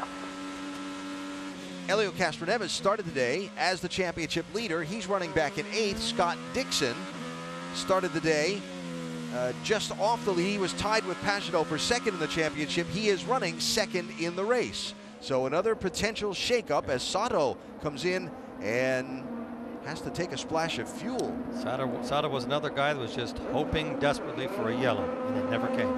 I'm wondering if they didn't get the fuel into the car they intended to back at the... I'm wondering the same thing. Hey guys, I can add on that. They were always planning that they had to do another stop all along. They were just hoping, like you said, that they were going to get some yellows that were going to be able to stretch it out. But they knew all along they were going to have to do an extra stop. All right, well, so much for that finish. That's right, you did tell us that a little while ago. My bad, Rick. We haven't heard one radio transmission from Dixon complaining of his ankle, but I'm quite sure, Scott, it's incredibly painful by now. These last 5 laps to go, it just takes a lot of discipline to keep your mind on the job of driving and trying to catch the leader. Did you really think you'd hear Scott Dixon complain? I think Scott Dixon actually is 4 laps New to Zealand. go, 7.5 seconds back to Dixon with the 18 between you. I think Dixon is a New Zealand James Bond. When he did that crash at Indy, his interview was as if he had just gone to buy ice cream for his kids. Yes, it was quite a ride, wasn't it? I had never seen an accident like that. The only time you would have heard Scott Dixon complain is if the doctors had told him he couldn't race. Then he would have complained. But it would have been 2 words. But his mom did send a note to him earlier this week, and when they chatted and said that she wasn't very happy with him.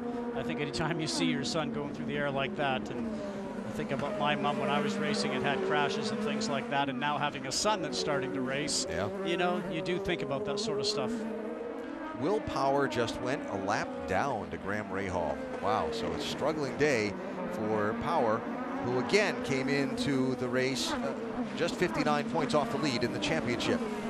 We were talking about Scott Dixon, and Doc spent a good bit of time with him yesterday after the conclusion of all the day's activities. Yeah, it's amazing how Scotty didn't want people talking about his injury, talking about what he had endured at Indianapolis. He sort of got bashful about it. He said, I don't want people talking about my left ankle, my left leg. If it's broken, it's not broken. He said, I want to focus on what's going on here. But yesterday, late in the afternoon when we sat and visited, he admitted that this is going to be a very difficult day. He said, my biggest concern is going to be fatigue, exactly what Eddie Cheever said a moment ago.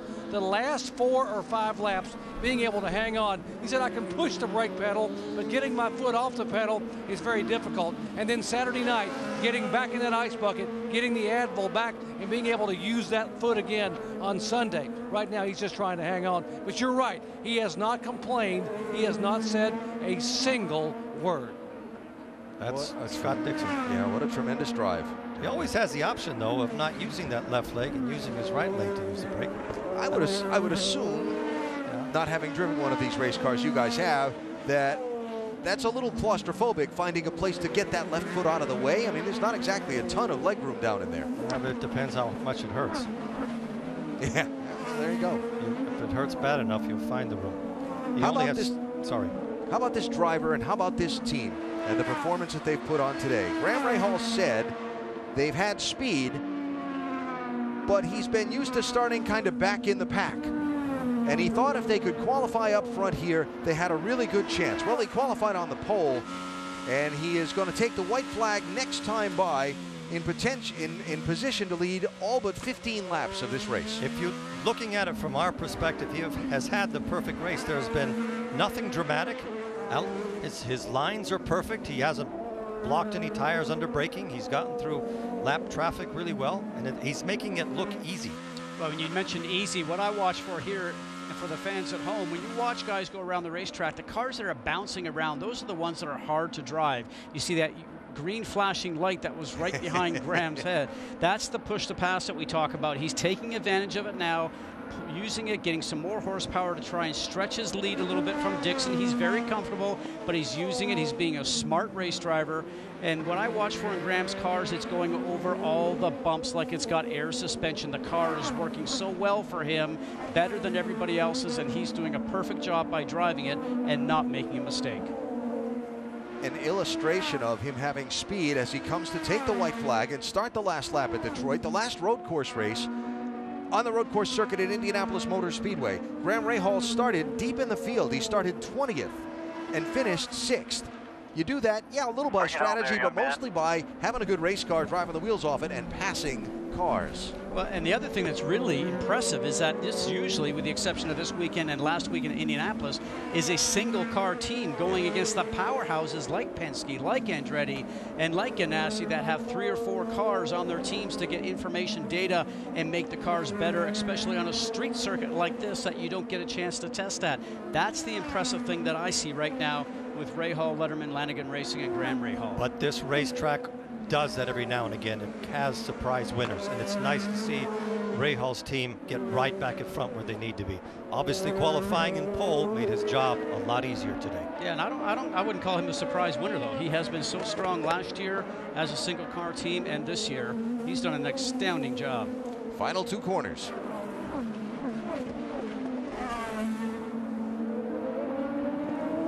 7th different winner in 7 races this season for the Verizon IndyCar Series, and career win number 5 to Graham Rahal at Detroit. All right. Thank you. Hey, it's my first win in Detroit, my hometown. Great job, buddy. Great job. You just controlled this whole race. Mix 8.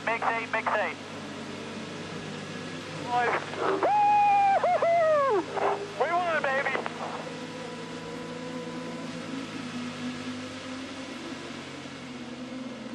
did not just win, you dominated. Man, was that nice. I guess.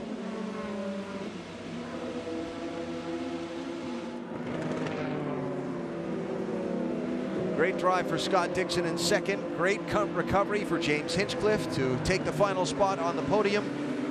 But this day was all about this third generation driver from New Albany, Ohio, Graham Rahal. And you hear the applause from the fans as he comes back around this race course. I only have one word, and that's dominant from the start to the end.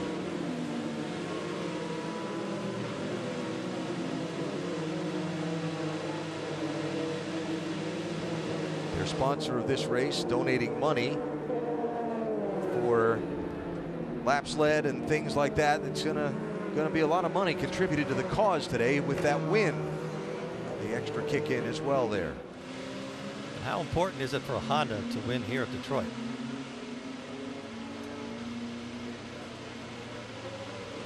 I'm sure they enjoyed it.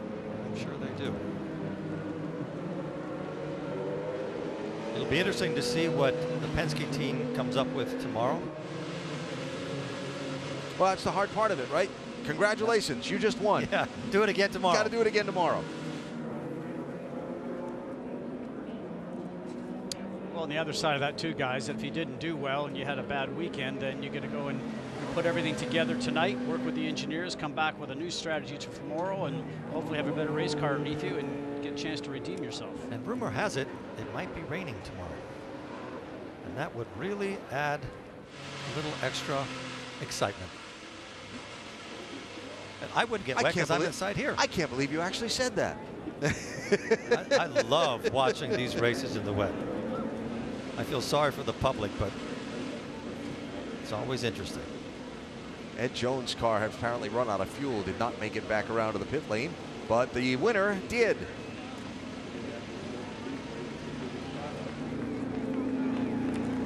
Sure makes up for that horrible accident his wife had yesterday.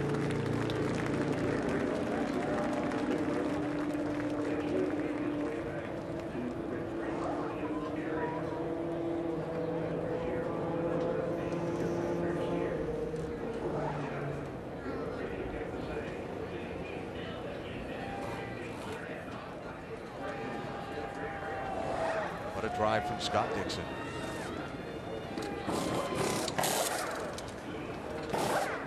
No fuss, Dixon.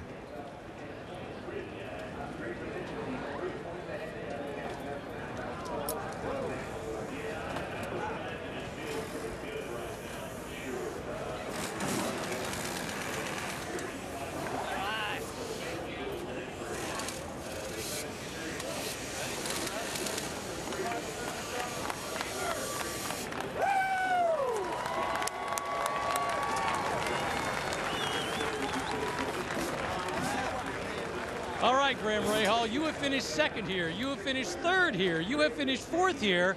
Oh, yeah, and did I mention that your father, Bobby Rahal, won here? How good does this feel as he gets congratulations from the entire crew?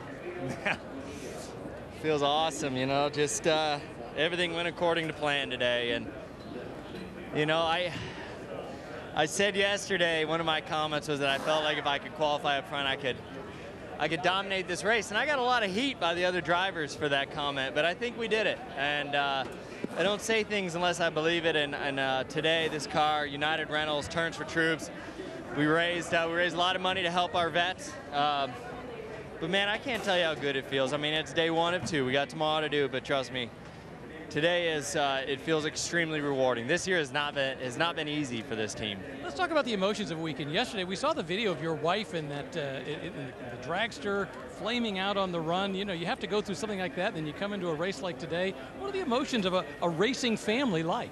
Well, I wasn't very happy last night, I can tell you that, and she'll tell you that. Obviously, I don't like seeing stuff like that.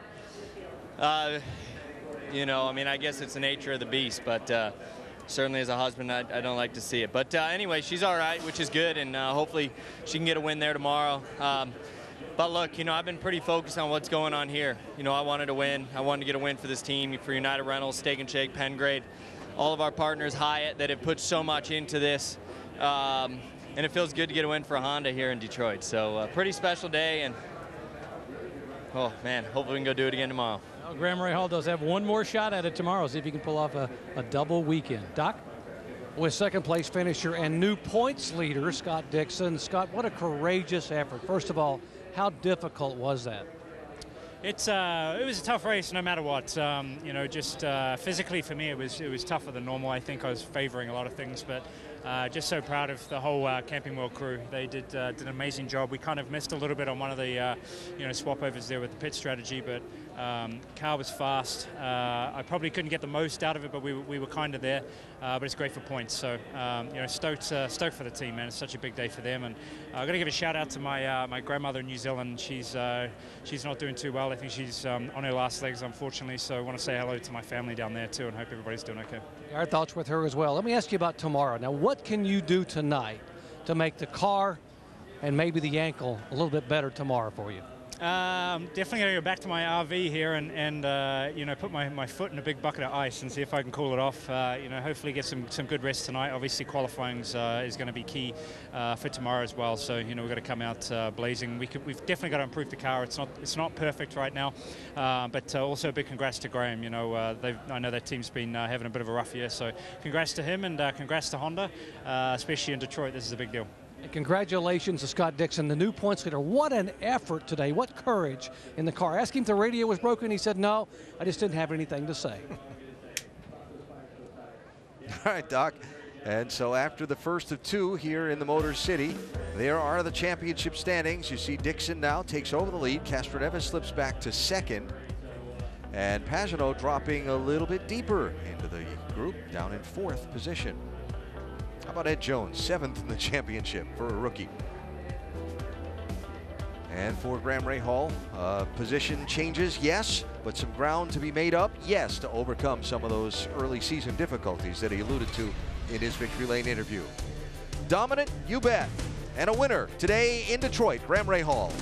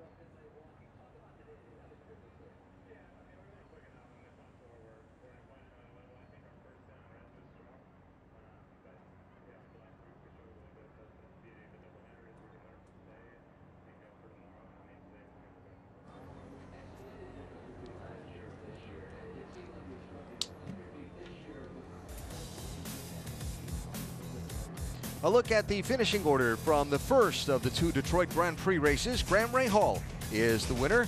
Most laps he had led in a race before today was 27. At Texas back in 2012, he led 55 in this one. Great drive from the back of the pack to third for James Hinchcliffe. See that J.R. Hildebrand was the last car on the lead lap, and others like Will Power, who had to stop for fuel 3 times and then stretch the fuel because of the strategy, wound up finishing way back in 18th place. How about that trip through the day for James Hinchcliffe, Jan? Yes, maybe we should call it the comeback kid for today, the mayor of Hinchtown, James Hinchcliffe. And when you spun just around this corner over here and you killed the engine, at that point you're thinking you're in huge trouble, but somehow you recovered. Yeah, I mean, certainly a suboptimal incident. I mean, I thought I actually got tapped. Apparently I didn't. I'll have to take a look at the replay. I haven't actually seen it, but went around, obviously, managed to keep it off the wall which was huge. Did stall the engine, but got back, onto the lead lap before the pace car came around. And from then, it kind of played into our hands. We were able to change the tire strategy up, get off the reds and stick to blacks and do 2 more stops. We definitely had a yellow that kind of closed the field back up and really just got us up with the guys that we deserve to be racing against. The car had pace, huge credit to SPM and the Aero crew. Good pit stops, and keeping Joseph behind us there at the end was trouble. But I really wanted a Honda sweep on the podium. So congrats to Graham, and happy for the guys, happy for Mikhail, top 6. Hopefully we can do it again tomorrow. Now, you talk about the good fortune of getting restarted just before the pace car came, but it also forced you to make a pit stop. And that strategy decision today was difficult for people, but by forcing you to come in early, that really played dividends for you perfectly for the way the yellows fell. Yeah, I mean, that was a strategy from the start of the race, but normally it's one that the guys near the back employ. So we found ourselves at the back, we decided to do it, and we came out on top of it. So again, I mean, good strategy call from the crew. Managed to not have to run around on the reds, which a lot of guys were struggling with by the end of a stint. So that did help. So it's just, it's one of those things, even starting in the top 5, sometimes that strategy plays off, and it worked out for us today. Well, congratulations, and more tomorrow, huh? Fingers crossed. James Hinchcliffe, of course, that's 1, 2, 3 for Honda at Chevy's home track. Doc? And Joseph Newgarden was the highest finishing Penske driver. He climbed out of the car 4th, but he had a big smile on his face. And Joseph, you were smiling because you were telling the team we were 1 yellow away from winning this race. Explain. Well, I think so, potentially. You never know, right? It's always in hindsight. But I think we had a rocket ship today, for sure. We had a good car. 4th is what we could recover to with the yellow. Just, bit us there. It came out. We took a risk by stopping early on the reds, but you never know if that's a risk, because if the yellow doesn't come out, I think it was the right strategy. We were able to, stay out in front of Ray Hall when he pitted for the first time. So then if the yellow doesn't come out, it's a matter of just outracing him from that point. So when the yellow did fall, then we had to recycle to the back under the caution, and then it was just about trying to drive as far up as we could, and 4th is as far as we could come from, I think, 13th or 14th. So a great car underneath us. Thanks to Hum and Verizon, we always have a rocket ship, and was nothing short of that today. So we'll go on to tomorrow and try and have another good result and maybe even a win. You mentioned tomorrow. Now, what would you do differently? Some of the guys were able to tease those reds early on to like 19 laps. Would you consider wanting to make your car last that long tomorrow? Well, it's tough. I mean, if the yellow didn't come out, I think our strategy was right. We played the strategy correct. We just didn't forecast the yellow correctly. If the yellow does come out, we know the yellow is going to come out like that tomorrow, then we got to stay out. So it's just a matter of understanding the probability of that and trying to catch it in the right way. And we didn't catch it the right way today, so we'll talk about how we want to play it tomorrow. But it really depends on where we qualify. We qualify up front, then probably we'll try and do a strategy like Ray Hall did today, because that's just a smart play when you're running first in the race. Hey, well done. Thank you very much. Talking about tomorrow, Alan, what can they do? What can they predict? When will the yellows come out, and how much thinking will go into what happens tonight for tomorrow? Sometimes when the computer says you've got an 80% chance of a caution coming out, that other 20% happens.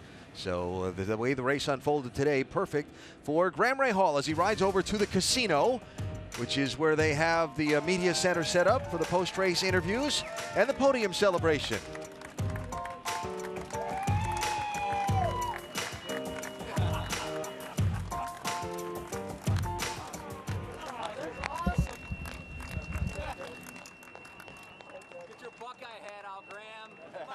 I don't know if I'm going to do that here. Oh. That was awesome. Good job, Bo. Hell of a job, man. Hell of a job.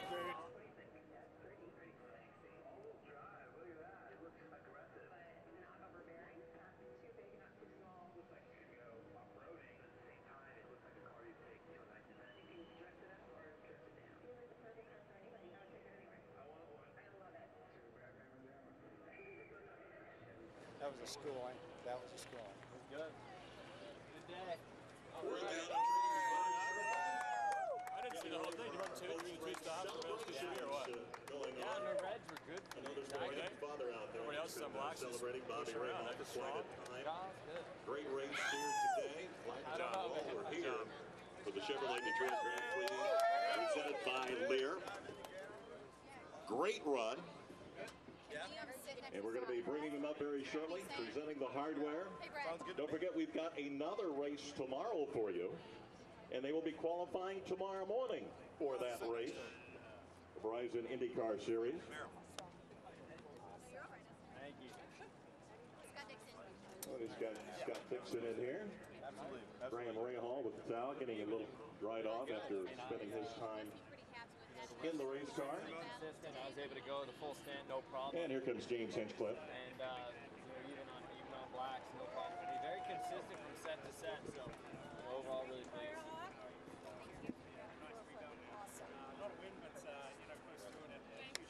a win, but close to doing it. Huge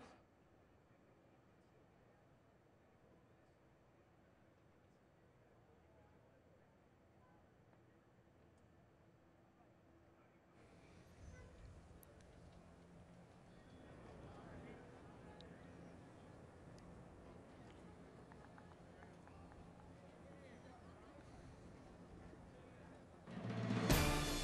Epping, New Hampshire, Courtney Force watching her husband win in Detroit.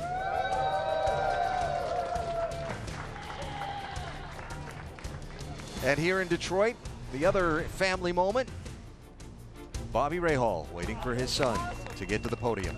Get your Buckeye head out, Graham. I don't know that. So Graham Rahal comes away the winner, Scott Dixon second, and James Hinchcliffe third. Eddie, Scott, your thoughts on what stood out from today's race the most to you? Obviously, Rahal being as dominant as he was, but I expected a lot more from the Penske team than what they showed. We are in Detroit. This is the headquarters of Penske. And it didn't happen for them It today. didn't happen today, but I suspect there'll be a resurgence tomorrow. There'll be some long meetings over there at Penske tonight. Long engineering meetings, absolutely. For me, it's nice to see Graham Rahal and the one-car team that Rahal, Letterman, Lanigan is go against the Penskes, the Ganassis, the Andretti Autosport. So for me, right now when I watch this, you think about these small teams, along with even, I would say, the mayor of Hinchtown right here, James Hinchcliffe, another small team, a two-car team with Sam Schmidt Motorsport. These guys are going against these big powerhouses right now, and they're proving that they can run up front. It's very impressive. Let's talk to some more of the drivers who just finished competing in today's race. Jan? And a great start for Alexander Rossi. Certainly on the first segment on Reds, the team called you and said, hey, hang on, try to do 22 laps on Reds, and that was better than expected. Yeah, it was. It was tough. I mean, we struggled for pace on the beginning of all of our stints, but the end was better, so we need to understand that, and the Reds were way better than the blacks, which was a surprise today. Now, you expected, as you said, the black to be the race tire when you had a great position at the end and then you had that final stint. What was wrong? Why couldn't you maintain that pace? On new tires, our balance actually wasn't as good as on old tires, so we need to look at, as the rear started to fall away, the balance is actually coming to me a little bit, so it's a little bit of a mystery, to be honest, because everyone else was making the blacks work better than we were. So the beauty of this one is we can go again tomorrow and fix it. Yeah, there's already been a lot of talk from engineers and drivers trying to figure out just what they need tomorrow. Doc? Elio Castroneves started on the front row, and everyone thought he was going to be the guy to beat today. And Elio, in hindsight, what would you or could you have done differently today? Well, the Hitachi Chevy car was flying. I mean, I'm telling you, we were really, really good. Everything was working well. I feel that, I don't know right now what would be different. Maybe stay longer, I guess. The problem, we got caught by the yellow for only 2 laps. In 2 laps, we would have ended up pitting anyway. So, and we would be in good shape. It's one of those things.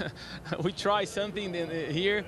We have a very good car, but it didn't work it out. I mean, obviously, we did a very good job in keep it up and try. Obviously, 7th place sucks, but I had such a great time, man. I was qualifying from the beginning to the end. It was so much fun. Hopefully we can do, well, the good news is we're going to do everything over tomorrow, and hopefully the weather stay like this. But I tell you what, great run. Man, I drove the heck out of it. This is Detroit. It's Team Penske. This is Rogers Racetrack and Rogers Race. He loves this place. What do you do tonight?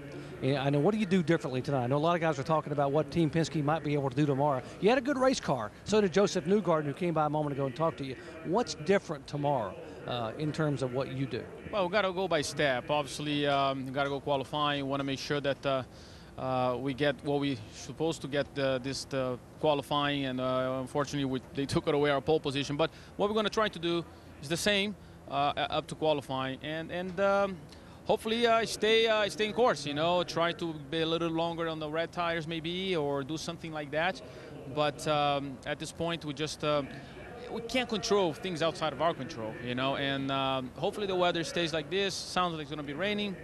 We got to see. But right now, I wouldn't trade or change anything because the car was so good, and I know we can win tomorrow. You have advice for Dixon? Yes, I think he should not be racing. If he has a broken foot, he should be resting right now. My friend, you gotta rest. It's gonna hurt more. You know, you might, when you get older like me, it might be a problem. So, but great job, man. I don't know how he came up, pull out that string and strength to finish second, but. We got something for you tomorrow. Helio Castroneves trying to be a medical doctor, trying to advise Dixon not to race. So it's one less guy you have to worry about tomorrow. And then one less guy, and as far as rivals for the championship as well. Now, they mentioned the weather. 60% chance of rain at the race start. Supposed to be some weather come in overnight tonight. How long it stays? Does it come back later in the afternoon? And do we have one of those races that's a hash of drying conditions and who goes to the slicks when? It really could be intriguing tomorrow here at race number 2 of the Detroit Grand Prix. So as teams regroup and get ready to do it again overnight, you heard a lot of people pondering strategy and trying to figure it out. Engineers will be grinding over those sheets all night long. And you know, Alan, when I think about the rain factor possibly coming in tomorrow, all the stuff they looked at today and the way they get ready for tomorrow might go out the window as soon as the rain comes. And the other thing about it, too, is that this is the time that maybe finally, Firestone gets to use their rain tire that they have developed, they've used in testing, never used in a race, but maybe tomorrow will be the first time they'll get a chance to see how great it is. I love those wet races. I love that when there's confusion and it dries out and you have to decide what tires you run. I think they're great. It gives everybody, it puts everybody on an equal playing field. Depends how badly you want it. There's nothing more fun in an IndyCar or a Formula One car when you're running in a circuit where you have slicks on and it's kind of damp and only you can make it. Wow. Until you crash. Until you crash. Until you don't. Yeah. So the podium celebration continues, and we continue visiting with some of the other finishers in today's race. Jan? Yes, and of course one of those would be now Indy 500 champion Takuma Sato. And when you win the Indy 500, you tend to stay here longer because you have more questions to answer. You're doing interviews for Japanese television. But how was your day today? It looked like strategy just didn't go your way. No, I think we had a pretty good, strong the qualifying, but we struggled a bit on the initial start and with red tires, and also we pulled away from the behind, but looks like we chose a little bit early strategy, and that's cost us in the end. Now, I've talked to some of your teammates. I just spoke to Alexander Rossi. He said his car was good on reds, but not on blacks. Now, with a big team, can you all pull that data now, having a full race distance, and come up with some magic for tomorrow?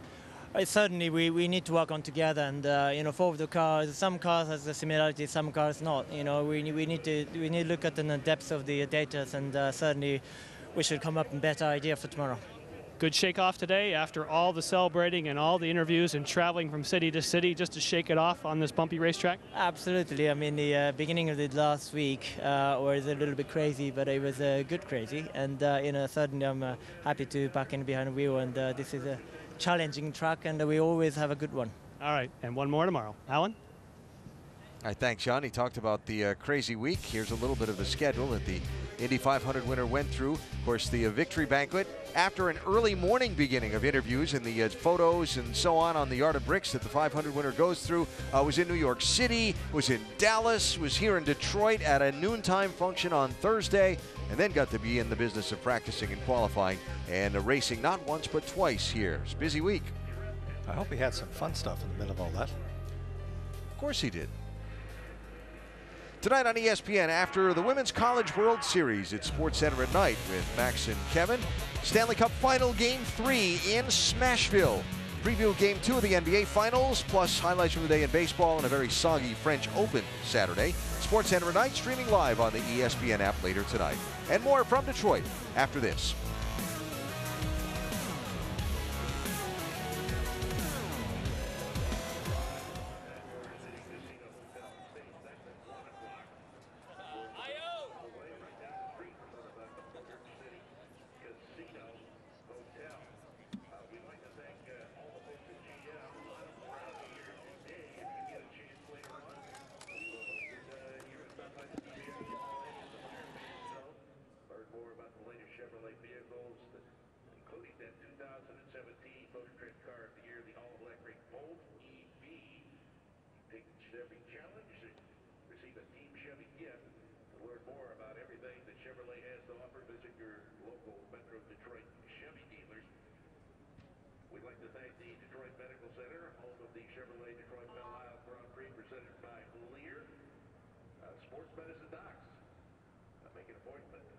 DMC orthopedic and sports medicine expert today. Visit dmc.org/sports